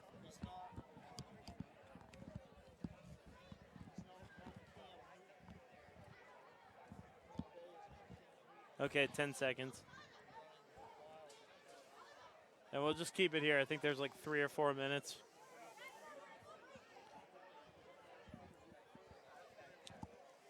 And back here, just minutes before the second half starts up, Russ Thompson and Les Stevens. We've got Joe Carpini here running the camera online. If you guys are joining us online, thanks for tuning in to the MBR video stream.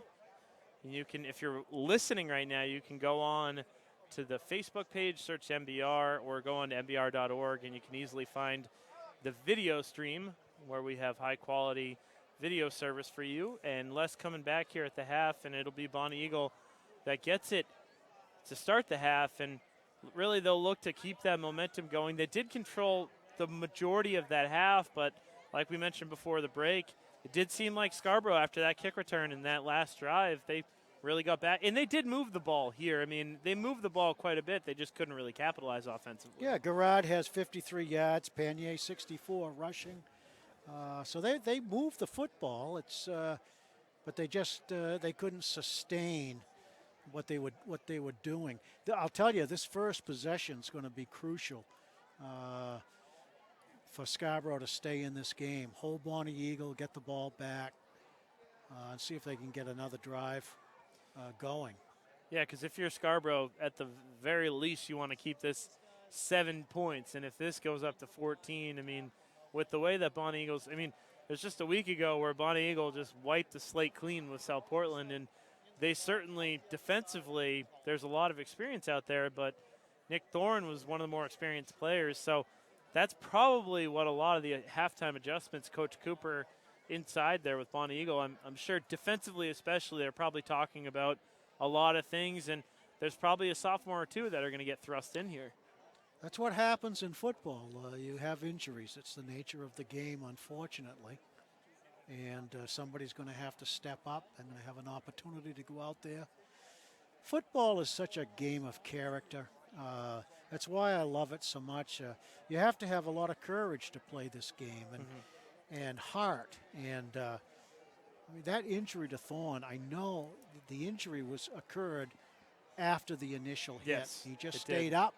Kept And, those legs when moving. you keep your legs going, they don't blow the whistle. You get a second body on you, then you get a third body on you, then you get a fourth body, and you get a series of hits, and that's what happened. He just kept going and trying to get a few extra feet out of the play, and was injured as a result of it. And we heard unofficially here from people in the stands that the coaches were talking that it was an elbow dislocation for Thorne, so they can't officially tell you what it is, but it did seem like he was grabbing either the shoulder or elbow area the whole time. And obviously when And they saw somebody, a trainer or something, pulling a limb, trying to set something and get it back. So that kind of makes sense if it was a dislocated elbow to pull it back and obviously we're no doc, but it would be interesting to me what the prognosis is for the healing time for a dislocated elbow.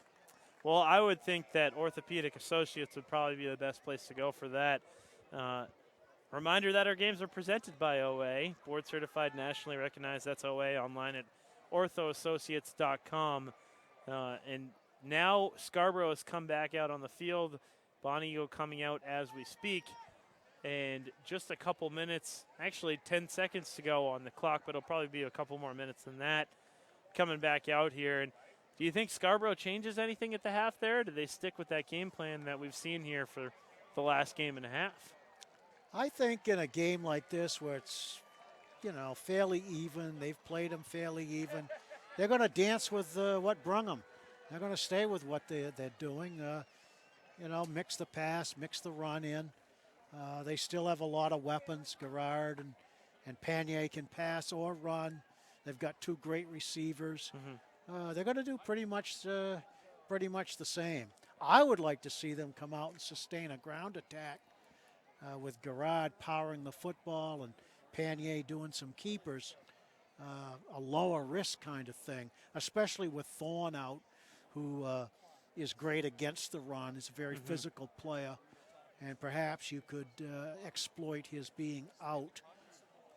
Maybe run a little more, but I don't think there'll be any monumental changes. I think they'll pretty much stick to their knitting, do what they do. Oftentimes we think it's plays that win football games and X's and O's, but it's not so much what you call for a play, I think, but how you execute it, and do you do it well. The famous team for that was John Wolfgram coach teams. They basically ran 6 or 7 plays, but they ran them to perfection. Well.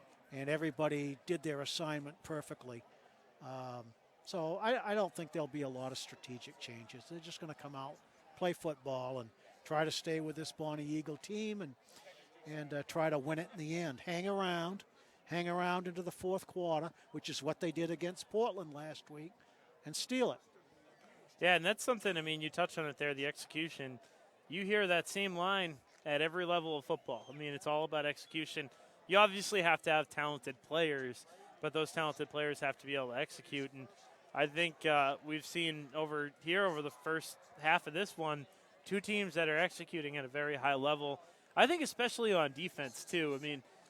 You've seen a couple plays here or there, the kickoff return, 1 touchdown over here, another pass over there. But for the most part, these have been 2 really solid defenses that have made it tough on the opposing offenses. It's hard for the fans to realize when they see 2 teams neutralizing each other.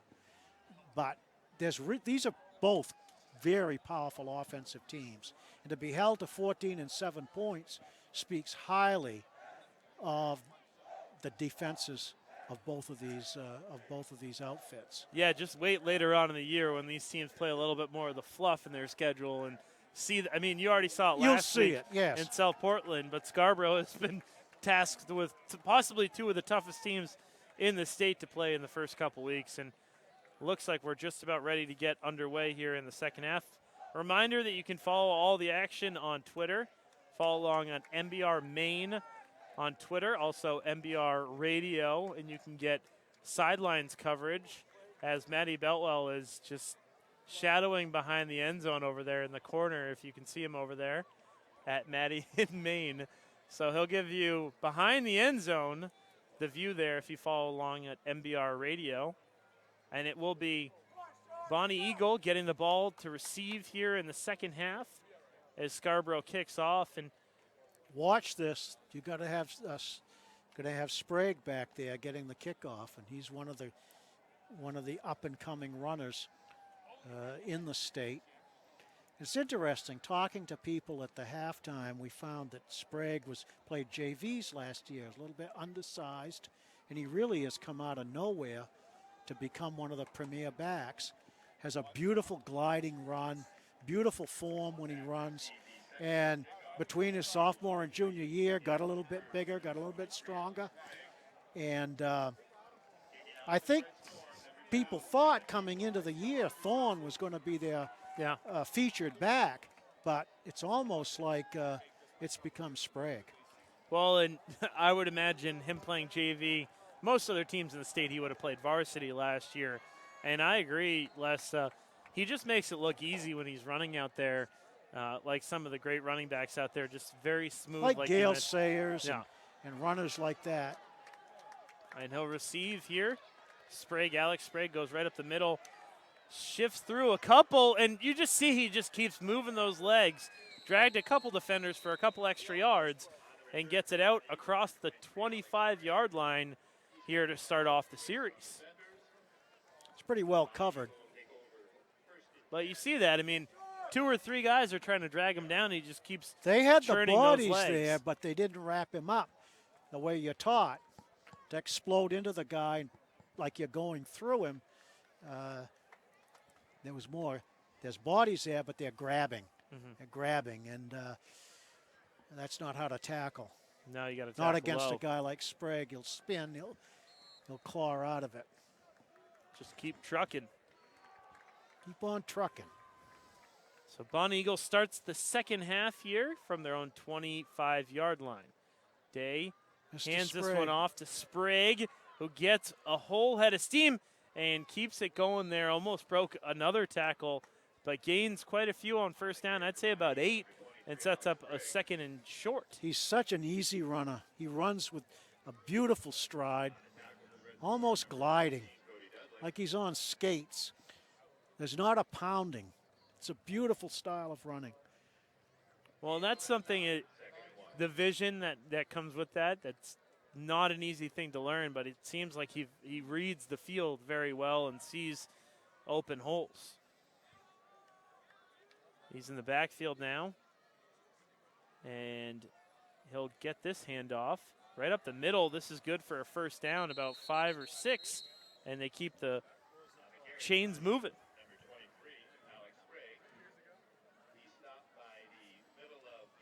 If he wasn't a featured back before, he's going to be a featured back now with Thorne out. And you never know, like you mentioned, football, injuries are a part of football, and one guy goes down and it gives another guy an opportunity. And Alex Sprague already had opportunities, but he's certainly going to have more here. He's to the right of his quarterback in the backfield. And Day will keep this one himself and gets hit hard. And I think he might have lost a yard or 2 there as he faked the handoff to Sprague but kept it himself. Cook again coming up and making a strong tackle for the Red Storm. Against Scarborough, you have to hit the hole fast because it's hard to hold your blocks. A slow developing play, those linemen are going to spin off. And that's what happened on that play. 2nd and 10 after no gain on first down. The handoff up the middle there to Sprague, and he's just still shifting in and out. Makes 3 or 4 miss and picks up 6 there on second down. I mean, you think he's going to tackle him. No, he's going to tackle him. No, he's going to tackle him. There was very little white space, open space on that run. He danced and the side shift. Danced through it. So 3rd and 3 coming up here right at midfield. First possession of the second half. Bonny Eagle looking to make this a 2-possession game. Scarborough trying to keep it right at the 7-point difference that it is right now. And 3rd down. Day keeps this one himself. Direct, and he picks up the first down, stays on his feet, and picks up another 6 or 7 yards, brings it down to the Scarborough 42-yard line. So Day, another big run there on 3rd down, and that's tough for Scarborough to be able to game plan against trying to stop Sprague and Day in the same backfield. Bonny Eagle's got a nice drive going here. Doing it on the ground. I wonder how much of this drive was talked about at the half. Wanting to get off on a good start here to start the second half. They lead 14-7. Day hands that one off to T-Bish. Thaberge. Over to the right. He takes it to the outside and picks up another first down. And Bonny Eagle is certainly moving the chains here to start the third quarter. He's quick, gives you a different look. Only 160 pounds, but quick. They use him on those sweeps. So he gained 8 there. Second down and 2 coming up for Bonny Eagle. They've got a good ground game going right now. Winning up front in the trenches. Receiver in motion.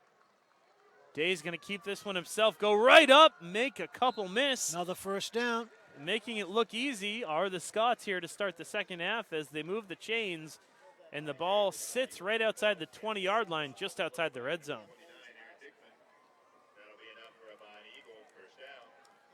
Scarborough really needs to stop here because you don't want to give this Bonny Eagle team a 2-touchdown advantage. The way they play defense.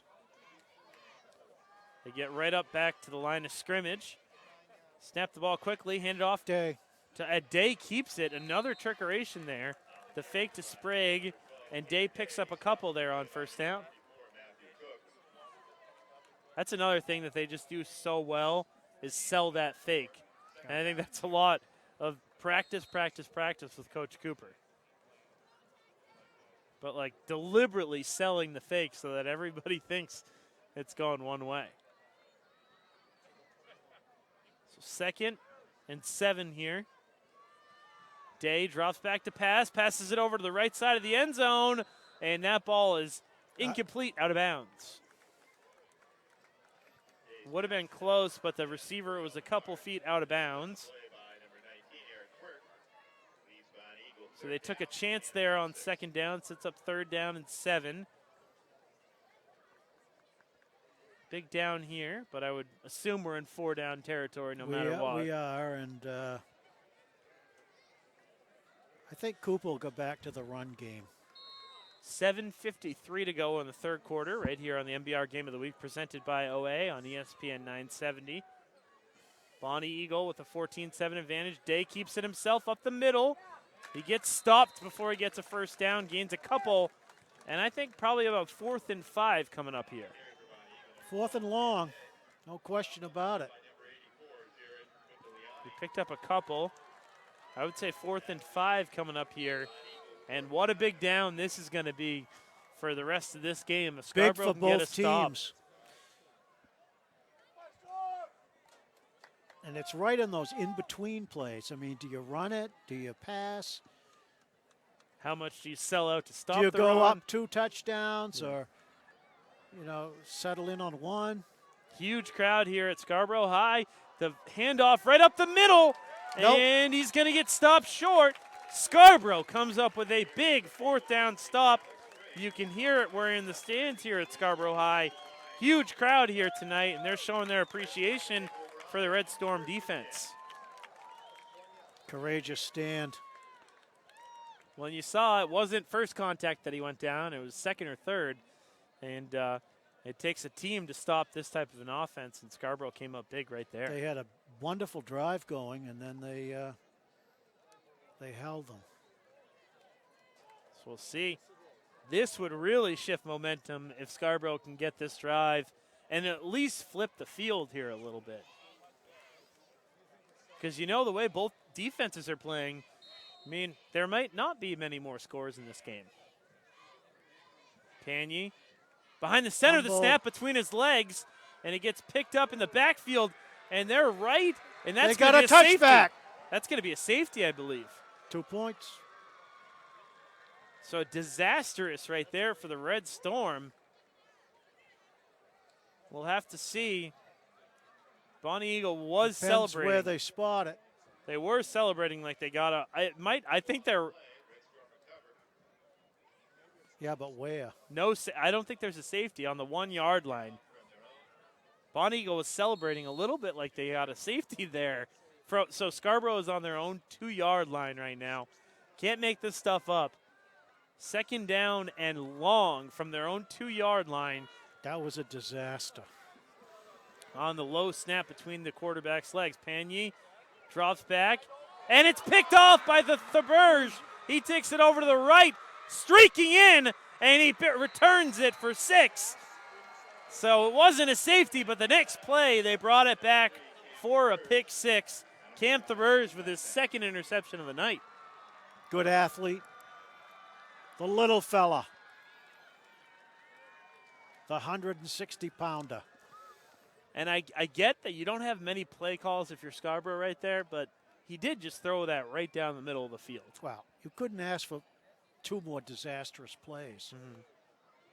A fumble that takes it from the 15 down to the 1-foot line, and then an interception for a touchdown on consecutive plays.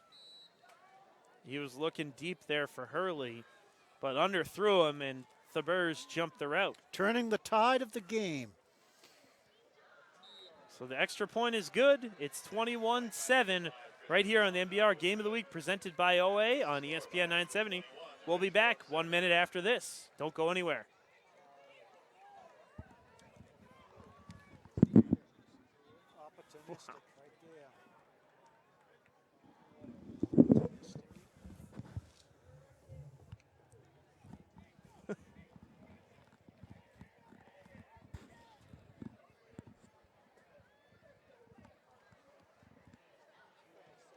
I'm glad we don't have an echo in our ears tonight. That's nice. It is. I have no idea why that happened last week.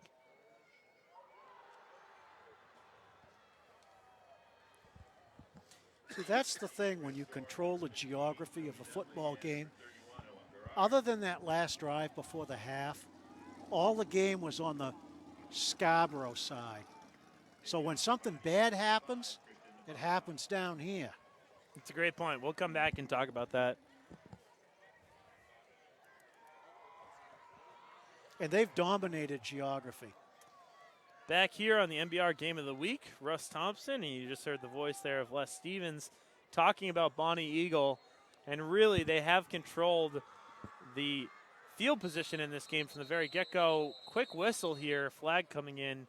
But just to expand upon that point, Les, all the action's been in Scarborough's half, and when you're forced, you're kind of forced, you're pushed back into a hole, and you have to take chances, and that's what we just saw Scarborough do. Yeah, from a geography standpoint, Bonny Eagles dominated the game. Everything's been played on the Scarborough side of the 50, and then when you have a disaster take place, it just doubles and triples the pain that you feel. Perfect example. They had a bad snap, lost 15 yards, interception for a touchdown, all on, within the 20-yard line. That's what happens when you control geography. That's why it's so important to get good field position and to control that field position throughout the game. So another squib kick here after the restart. This one lets Scarborough take it out to the 25-yard line. And we're about midway through the third quarter here, 6 minutes to go. And it's frustrating because for long periods of this time, Scarborough has been able to really stick in this game and give or take a couple plays here or there. That's the difference in the game, and that's why it's a 2-touchdown advantage now. They've got themselves in a little bit of a hole here. This will test their mettle for sure. Yeah, well, that's another good point. I mean, if you're Scarborough and back-to-back you have to play Portland and then Bonny Eagle to start your season, I mean, I think if this is what you're testing yourself against, you should be pretty successful throughout the rest of that slate. It can't get much tougher than this. So they start off on first down, the handoff to the left over there. Looks like that's Garrard dragging tacklers for 4 on first down.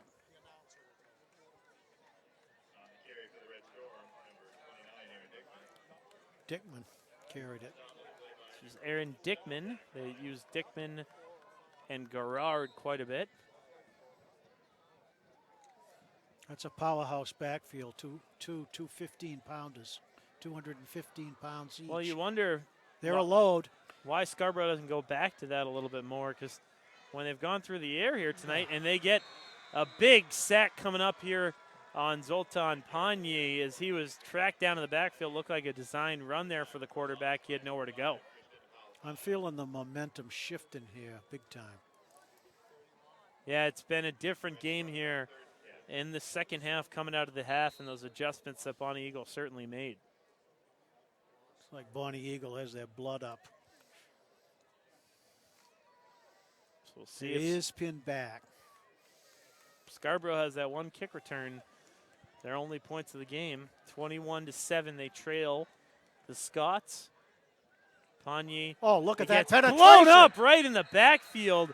And right from the line of scrimmage, getting in the backfield there was Thaberge making that tackle.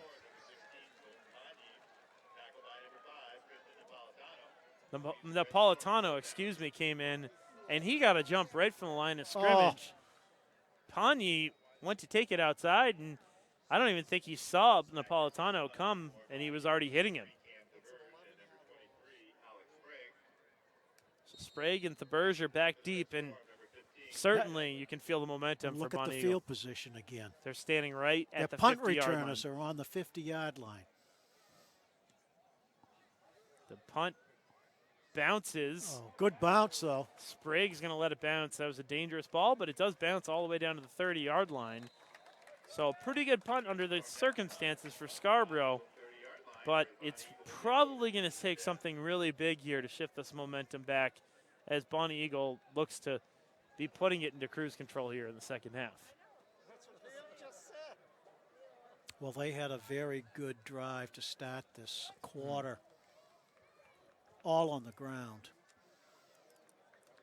And then Sprague and Cam Day.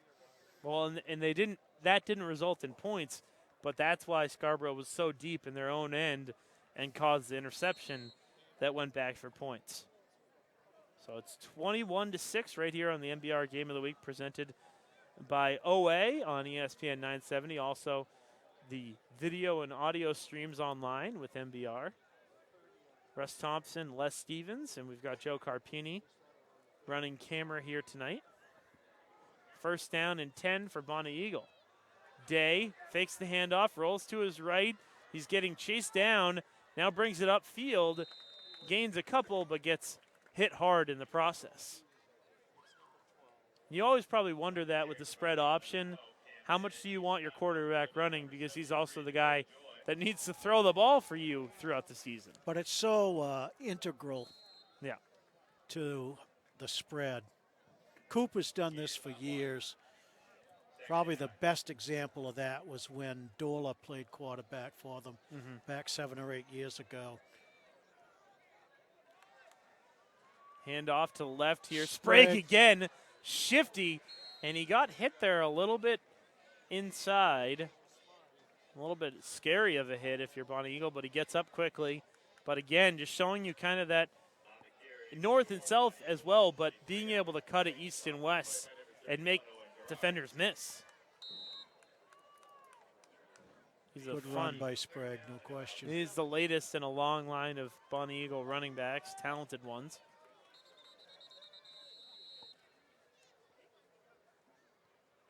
Has there ever been a mediocre or bad Bonny Eagle football team?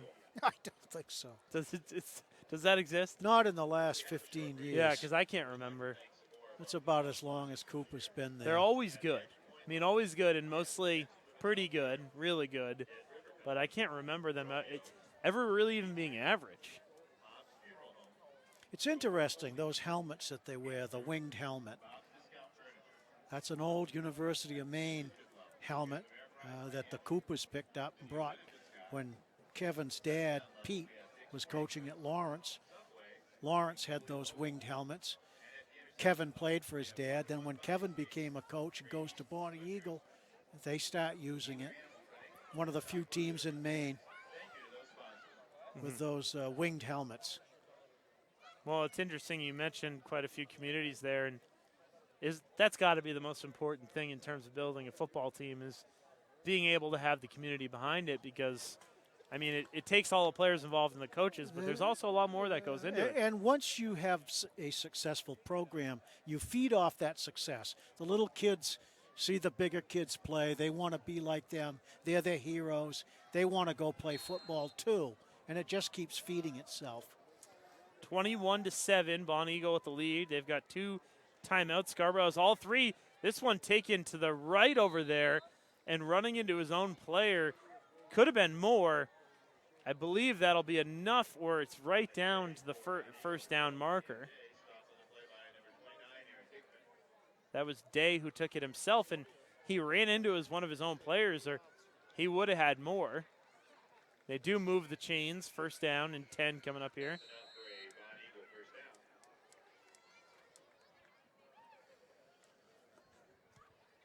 .230 to go here in the third quarter, right here on the MBR Game of the Week presented by OA on ESPN 970. The handoff right up the middle. That time, I believe, to Sprague, who gained 7 on first down. It's got to be tough, too. I mean, Scarborough's defense has been playing the They've been on the majority field of this game a long time. by the time it comes around. And now we've got a Scarborough player down on the field, and we will take a break here. We'll come back after this. You're listening to the MBR Game of the Week presented by OA right here on ESPN 970.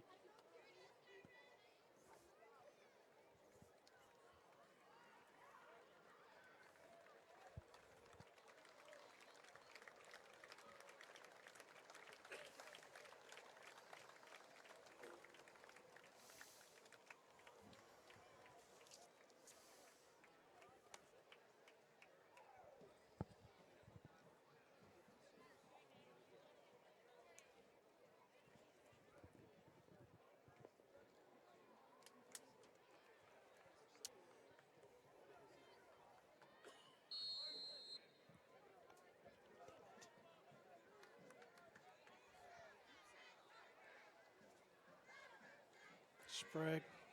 Sprague goes over to the right. Oh, Picks another, up a another first 10 down. yards.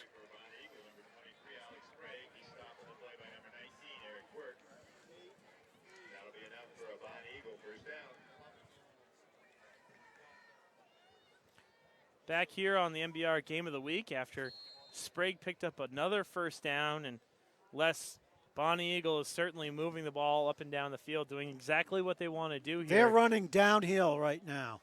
You don't want to give Scarborough any more life in this game either. And if you're Bonny Eagle, you want to suck the life out of it as slowly as you can. Another handoff. This time, Scarborough able to make that play in the backfield, and a loss of a couple for the Scots.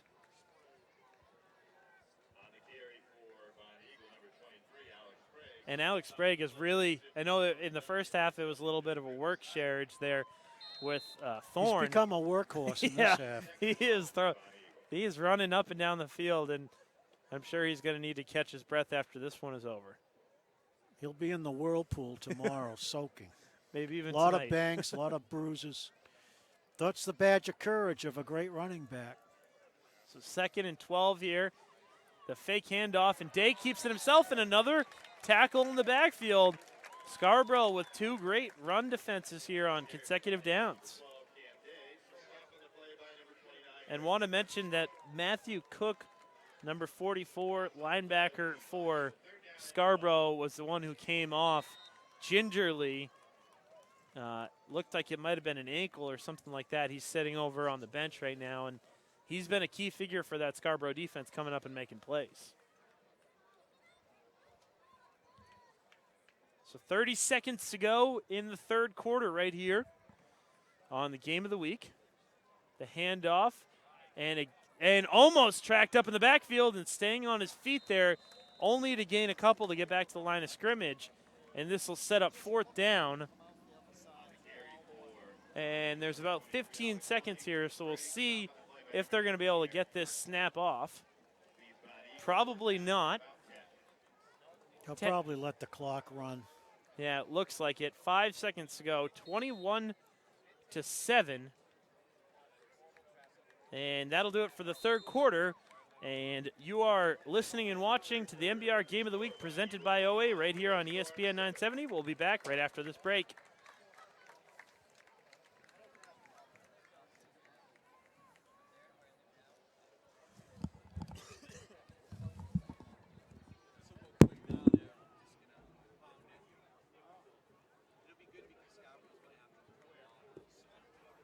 pin them back again.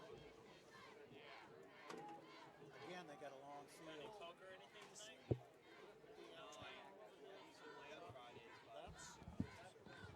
That's a key. Right. That should be fun. It's way too grown up of you. Yeah. Oh, is she? Oh, right, because of Bonny Eagle, yeah. Let's hear it for your mascot, Thunder.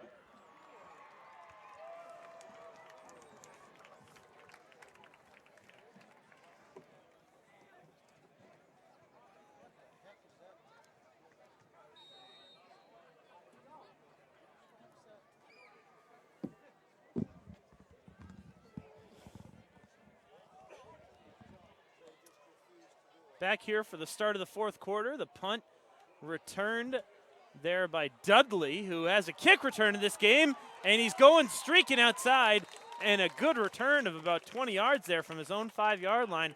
Takes it out across the 25-yard line. Again, Dudley making a name out there.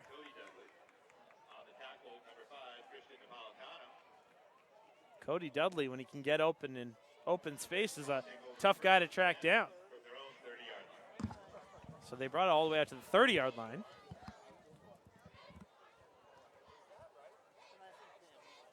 "12 minutes to go here in the fourth quarter." Another long field for Scarborough. And if Scarborough wants to get back in this, they must score points right here. It's been a challenge. They've been able to move the ball, but then when they get down into Bonny Eagles half, it's been a different story. Panyi fakes the handoff, takes it himself, and streaks, shows some good jets there, takes it out for 13 yards out across the first-yard line marker. He's a good running quarterback. That Both quarterbacks are. That was very clearly a design run, too, because he took a couple steps back and lowered his head and got off running. He didn't even look up. That's how you get some momentum going if you're Coach Johnson and the Scarborough Red Storm. He's a big kid. He's a 6'3", 190-pound guy. He looks thin, but there's absolutely a lot to like there out of a quarterback. Some stuff to refine. There he goes and he again. takes it this time to the left. And again, another 20-yard line to the fumble comes out, but Scarborough returns it. They get called down, and then the ball pops back out again, but they do come down with it. Panyi got tackled, and then coming behind him to carry that one up was Drew LeClaire. He gets called down, but the ball comes back out, and Bonny Eagle thinks it might have been another fumble. But it does result in 25 yards and a first down. So back-to-back big running plays there by Zoltan Panyi. And very quickly, only a minute gone here in the fourth quarter, and Scarborough has gained themselves a good 40 yards. So Panyi, shotgun here. He sticks back, passes that one, and it's complete right across the middle. That one over to Dudley, getting him open. Intermediate pass there. This looks like a different Scarborough offense than we've seen here tonight. Moving the ball. 2nd down and 3. They've put the game in Panyi's hands.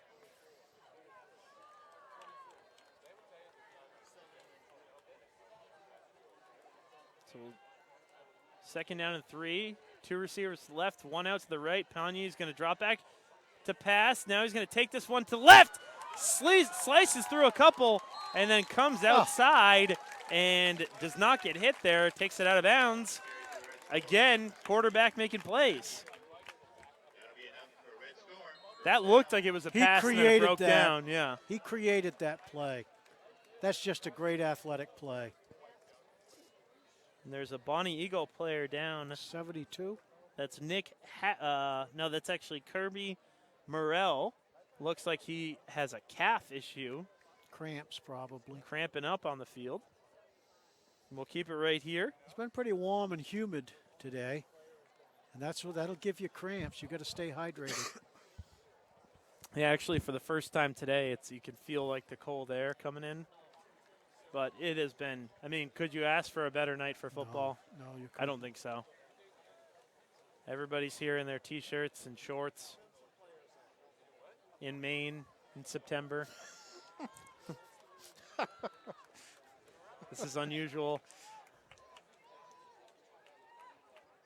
So Morrell looks like he's gingerly walking over there. Certainly something, I think, with his calf cramping up. He hasn't even come off the field yet, and Scarborough's lining up here. They're waiting for him to. You can tell he's in some pain there. So 9:57 to go in the third quarter. First and goal here from the 10-yard line for the Red Storm. And the handoff right up the middle to Gerard, and he is strong. Power. Taking it down inside the 5-yard line. Good start there on first and goal. Believe they're on the 4-yard line. This is exactly the type of drive that Scarborough is looking for to start the fourth quarter. Let's see if they can capitalize here in the red zone.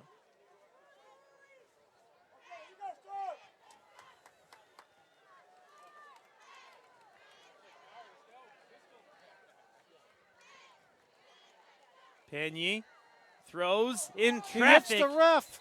The ball hit the ref. Was he looking for Lagerquist there? He was, and the referee tries to get out of the way.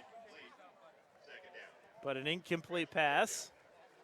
I think Lagerquist might have been open there too. That's a tough one though, because if you're the ref, you're looking at so many different things, and somebody just hits you with the ball. So third and goal. Certainly 4-down territory here for Scarborough. And they've got plenty of time left. 9 minutes to go in the fourth quarter. Pagny hands off to Gerard. Takes it up. Gets it close down there. I think he's going to be just short, maybe on the 1-yard line. Fourth down and goal from the 1-yard line coming up.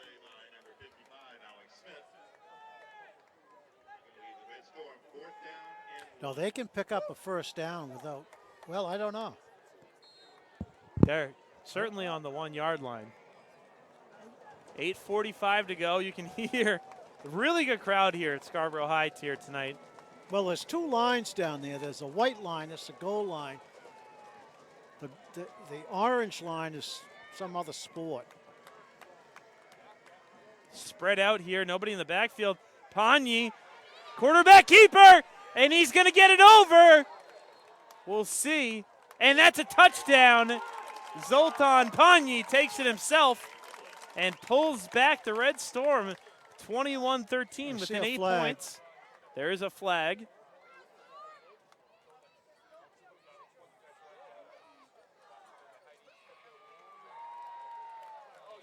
And it's going to be on Scarborough. Holding. I didn't see a hold there. Must have been somebody on the other side of the ball. That's a shame. Fourth down and goal from the 11-yard line now after Pagny took that one in. So still 21-7. Certainly tough break. A higher challenge here for Scarborough. Pagny shotgun, 4 receivers. Throws that one tipped and out of the hands there. I think Bonny Eagle might have tipped it before it came through. It definitely changed direction. So turnover on downs. You got a feel for Scarborough there after such a successful drive all the way down and then called back after the foul. But Bonny Eagle coming up strong again. And the last play there, I mean, that was a catchable ball. Yeah. I think a linebacker there might have got a touch on that because it seemed to really kind of change direction midair. So the mark of a great team, bend but don't break. That's what Bonny Eagle has done here tonight.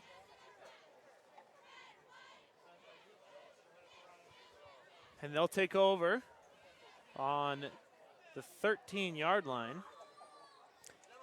I think they can take a lot of satisfaction, Scarborough can, playing this game. Beat them this year, because you're not going to beat them too much next year. Sprague comes back around. I think I saw a flag get thrown in there. We'll see if this one gets called back or not. Yep, flag on the field. Probably holding.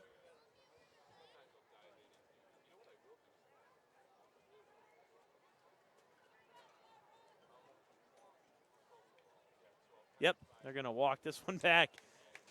And now down on their own, what is that, the 3-yard line? Looks to be.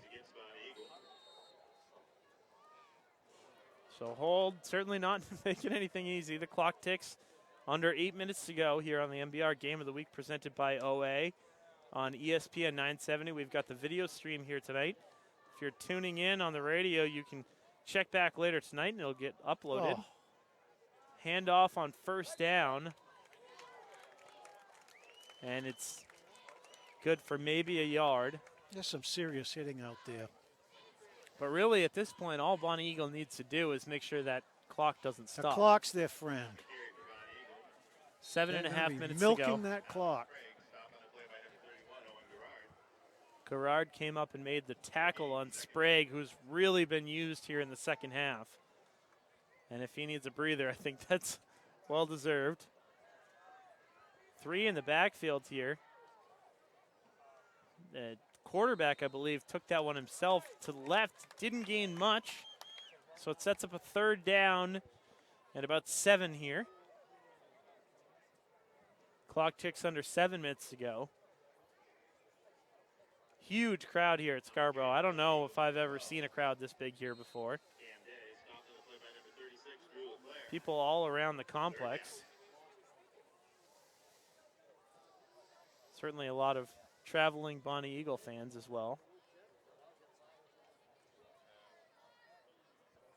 So 3rd down. It doesn't seem like Bonny Eagle's in any rush to get the snap off. Handoff. Oh, fake handoff there in the pass. Trying to find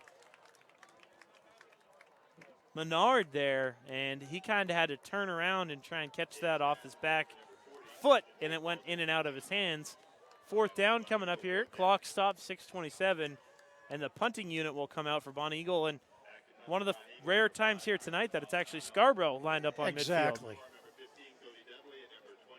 We'll see if Dudley and Foley, or Hurley that is, can take advantage of this. They're lined up out on the Bonny Eagle 40-yard line. Golden opportunity. The punt comes up in the air.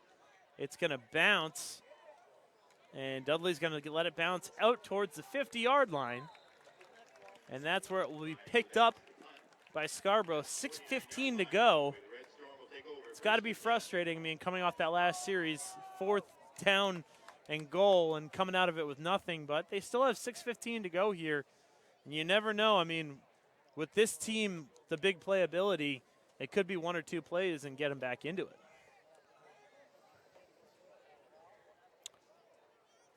But Bonny Eagle certainly. They've got excellent field position for once. The first time here tonight, really. Starting at the 49-yard line. We'll see if they can take advantage of it. Sultan Pagny, the quarterback. He's in the shotgun. He's got Garrard to his left. Receivers to his right bunched. He's going to look over there. In traffic, that one bounced. It was picked up. Did that hit off the back of a Bonny Eagle player? Yes, it did. It popped up in the air. It ricocheted. Drew Leclerc was Johnny on the spot. He looked up into the air and the ball was coming towards him. That's exactly the type of play Scarborough needs. Pass off the back of a defender. He drew it up that way. Pagny throws an out route over to the side. Good pickup there on 1st down. Leclerc again. Drew Leclerc. I believe that was about 6 there on 1st down.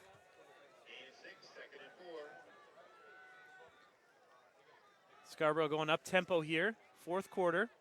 Bonny getting chased out of the pocket, and he's got some space. He turns it upfield, first down, and inside the 10-yard line, he takes it all the way down. Wow. Bonny just has a lot of natural talent, especially when he gets His going. reads, his instincts are so good. He's a big kid with good speed. Takes a snap this time, lobs it too strong out of the back of the end zone, incomplete.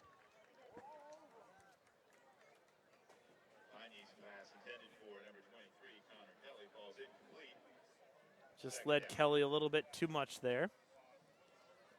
The one thing Scarborough hasn't been able to do is really cash in when they're in the red zone here tonight. I mean, that's when Bonny Eagle has stepped up strongest defensively, is when it's counted the most, and that's the difference in the game.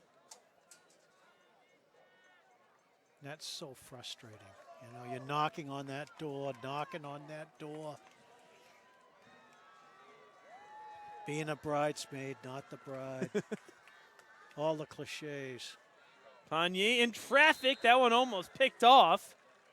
He was going, and that was Connor Soroy who got in there.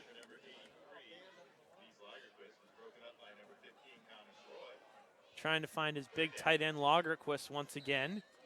Lagerquist with a touchdown last week. Cooper juggling guys. He knows it's going to be a pass play, or he's playing that odds. It's going to be a pass play. Big down here, 3rd and goal from the 10-yard line. Bonny looking good protection. He takes it outside, gets past the defenders, and he's going to streak up towards and gets knocked out of bounds. He gained a few, not enough to get in the end zone, but that'll set up 4th down here and goal once again for the Red Storm.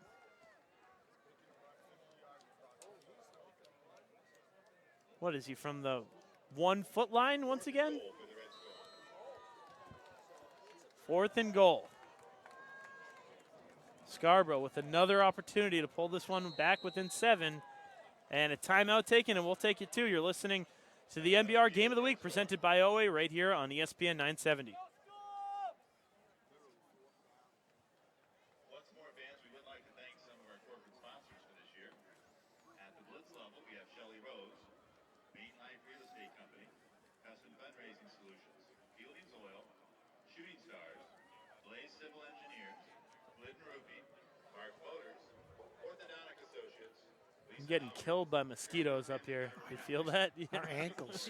They're going to look like this tomorrow. We are like right in the middle of the marsh over here. Thank Dead River Company, Romeo's, Beach Ridge, Hobbs Funeral Home, Schoolville Foley, 5-2. Hannaford, and Bob's Discount Furniture. Thank you to all our sponsors.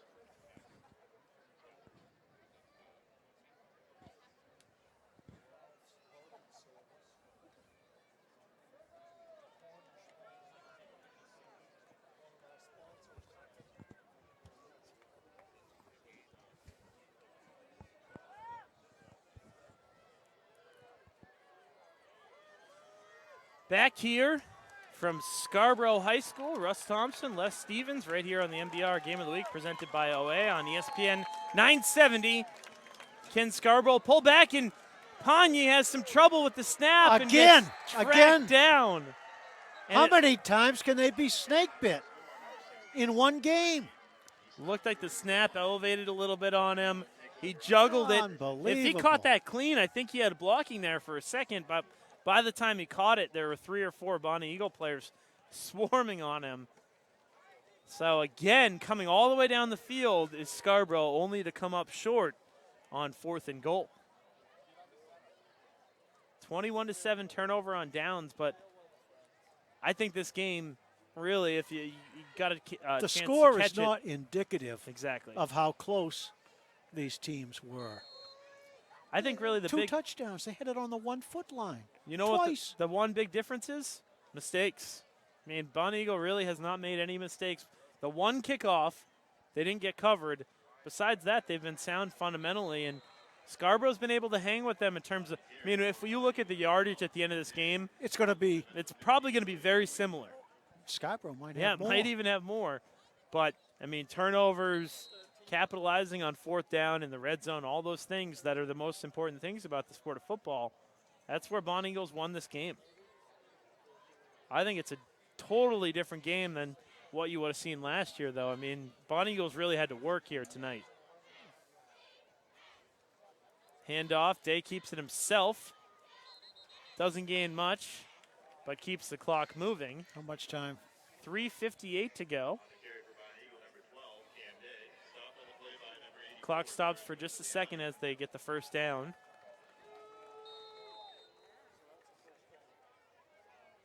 Friday Night Lights here, the second game of our season. And you can catch us all season long right here on ESPN 970 in the Portland market and online through MBR. We've got all our streams going there, and you can check everything out. Any team in the state you want to catch up on, go to the team pages, and you can figure everything out you want.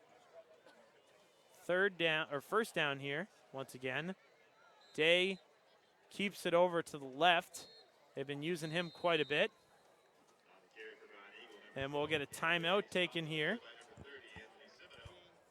I believe that's Scarborough, and gives us some time less here to talk about really the atmosphere here tonight and the fact that this has got to be one of the bigger games that Scarborough's had in recent history. And for the most part, they lived up to it. And I think that they belong in this upper tier of teams.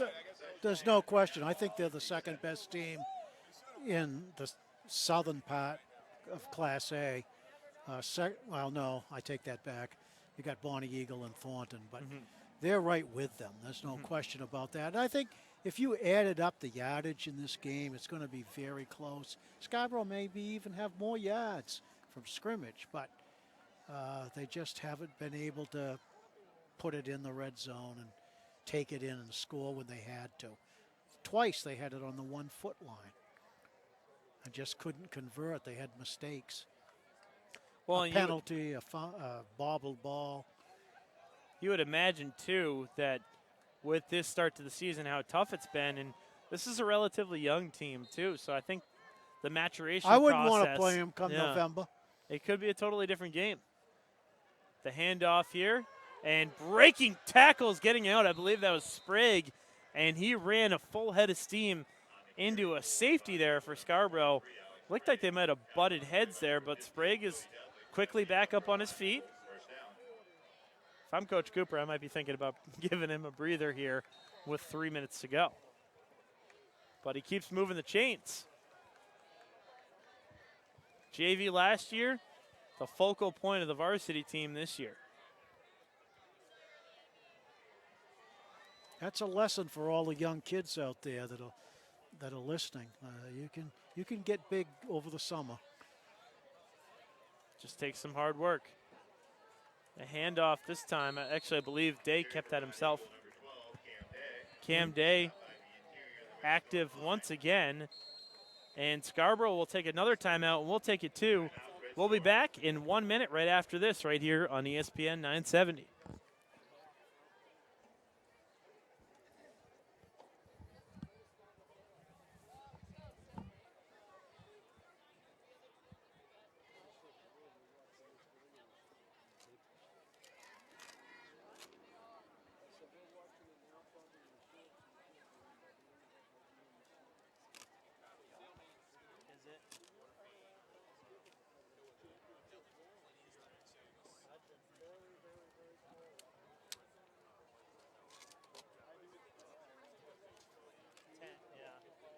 That AD, or the assistant AD there, she's the nicest lady too. What's her name?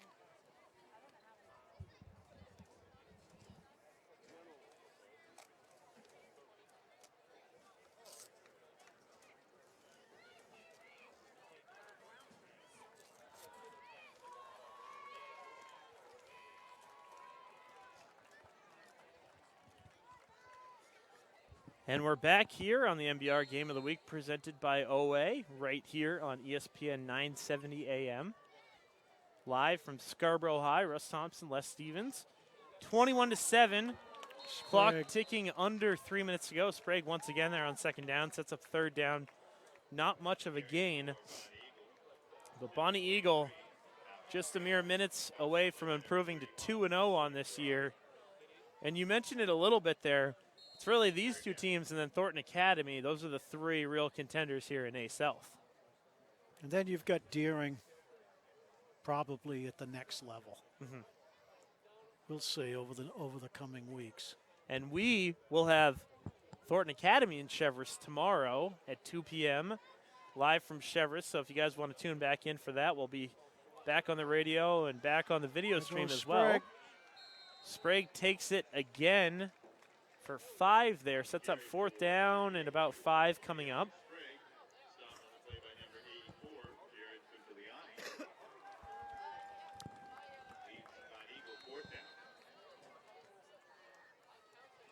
Fourth down and 5. And the clock ticking just over a minute and a half to go. And most of the crowd here starting to filter out from Scarborough High School. We've been broadcasting live from the turf field here. Beautiful complex. And I believe you'll see. We're just trying to draw them off sides. Trying to take them off, and honestly, a penalty at this point does not mean much for Bonny Eagle. And this looked like a different Bonny Eagle team coming out of the half. They held Scarborough scoreless. They were able to come out right off the bat and get that second touchdown, or the third touchdown to get them ahead by 2. Certainly, after adjustments at halftime, they really solidified that defense. And, I mean, they played defense tough when they had to play defense tough. But give Scarborough credit. I mean, they weren't out physicaled in this game. They stayed right with them. The punt there, a low snap. The punter was able to get it off. I think that's the Burge, but he was tracked down. Scarborough really went all out to block that one. A couple players a little bit slow to get up. So 59 seconds to go. Scarborough's out of timeouts here, so they won't be able to stop the clock. Sprague has unofficially 147 yards, and Les, that's a way to step up when the team needs you and put the team on your back right there. Well, Sprague I think he got 63 yards last week on 7 carries. He's had a heck of a lot more than 7 carries tonight. In a much tougher matchup as well. I mean, I'm sure he had 7 easy carries last week. This week exactly. He's had to earn it. Bonny, he's going to try and create some magic here. He gets chased out of the pocket, throws it, intermediate cut there. I believe that's Leclerc. He's still on his feet, still getting dragged down across the 40-yard line. A gain of 30 yards there. Stops the clock momentarily while the chain game gets set. I'm telling you, when they add up the yardage in this game, it's going to be close, or maybe even Scarborough. I think Scarborough might have more. Which has got to be all the more frustrating to be Coach Johnson. It's like a moral victory, I suppose. Yeah. But they're just not quite at that level where they can win the tough ones yet. That pass nice catch hauled in there on the other side. I believe that was to Kelly over there on the opposite side. Stops the clock once again. 35 seconds only until they set the chains. And now it's started back up. So just over 30 seconds to go. Scarborough moving the ball shockingly once again. Bonny chases through one defender, taking it all the way inside the 5. A strong run there, and he gets out of bounds. 20 seconds to go. Knocking on the door again. Once again. How many times are they going to do this? They run up and down the field, get it inside the 20. Stall.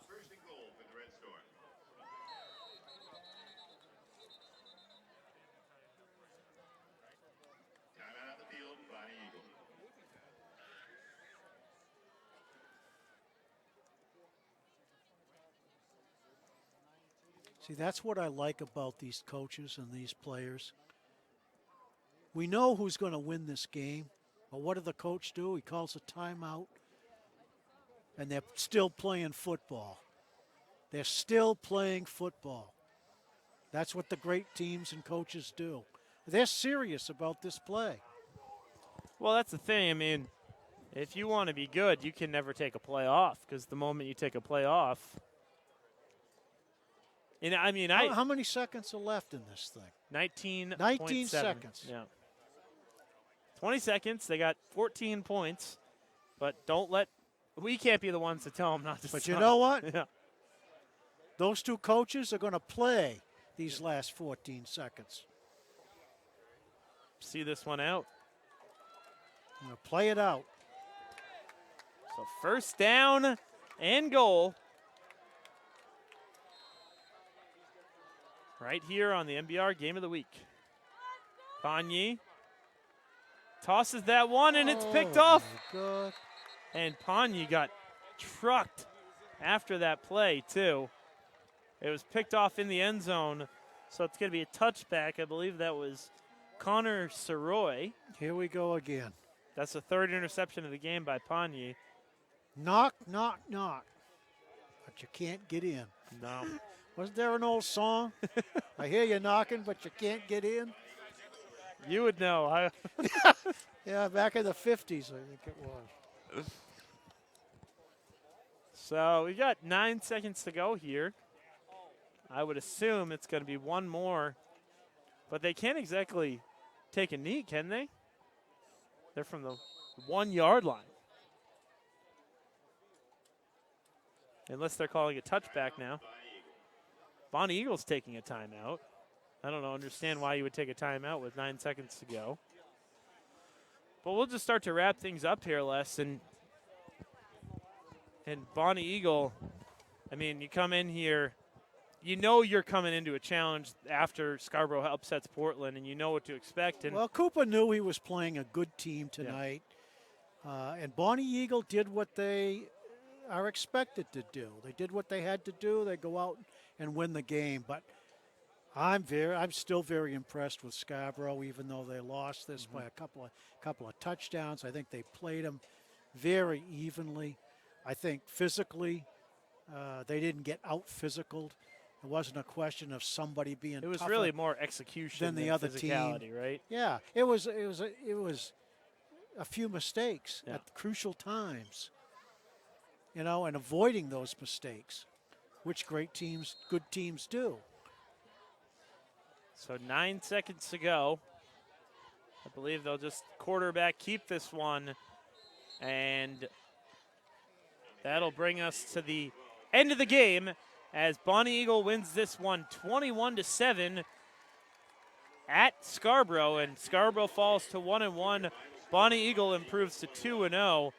And to quickly wrap this thing up, Les, I mean, obviously you just talked about how impressive Scarborough is, and this is probably a team that whoever looks at them on the circle is not going to want to play them, especially come playoff time with all the talent that they have. And if they can just really kind of fine-tune things, if they can avoid those mistakes, put things together, just fine-tune things a little bit, they're going to be a nightmare for anybody to play. I'll tell you, when you play Scarborough, you're going to know you're in a football game. Sprague, I guarantee you tomorrow is going to be in the hot tub soaking. And all these fine young men, they played their hearts out. And for Coach Cooper and Bonny Eagle, I mean, the train keeps moving. Next stop, and certainly this is a team that I think is going to be playing late into the season, possibly at Fitzpatrick. Well, they're building for that big game with Thornton in, I think, the 7th week of the season, late in October. And that's just going to be a fabulous, fabulous game. So that'll do it for us here tonight. Want to remind everybody out there that Les and I will be back on the radio tomorrow at 2 p.m. as Chevrolet hosts that Thornton Academy team that we were just talking about. So that should be a good matchup as well. But that'll do it for us here tonight. For my producer back in the studio, for my cameraman, Joe Carpini, and also Les Stevens, I am Russ Thompson signing off here. 21-7, Bonny Eagle wins this one, and you've been listening to the MBR Game of the Week presented by OA right here on ESPN 970, and we will return you back to regular programming on ESPN.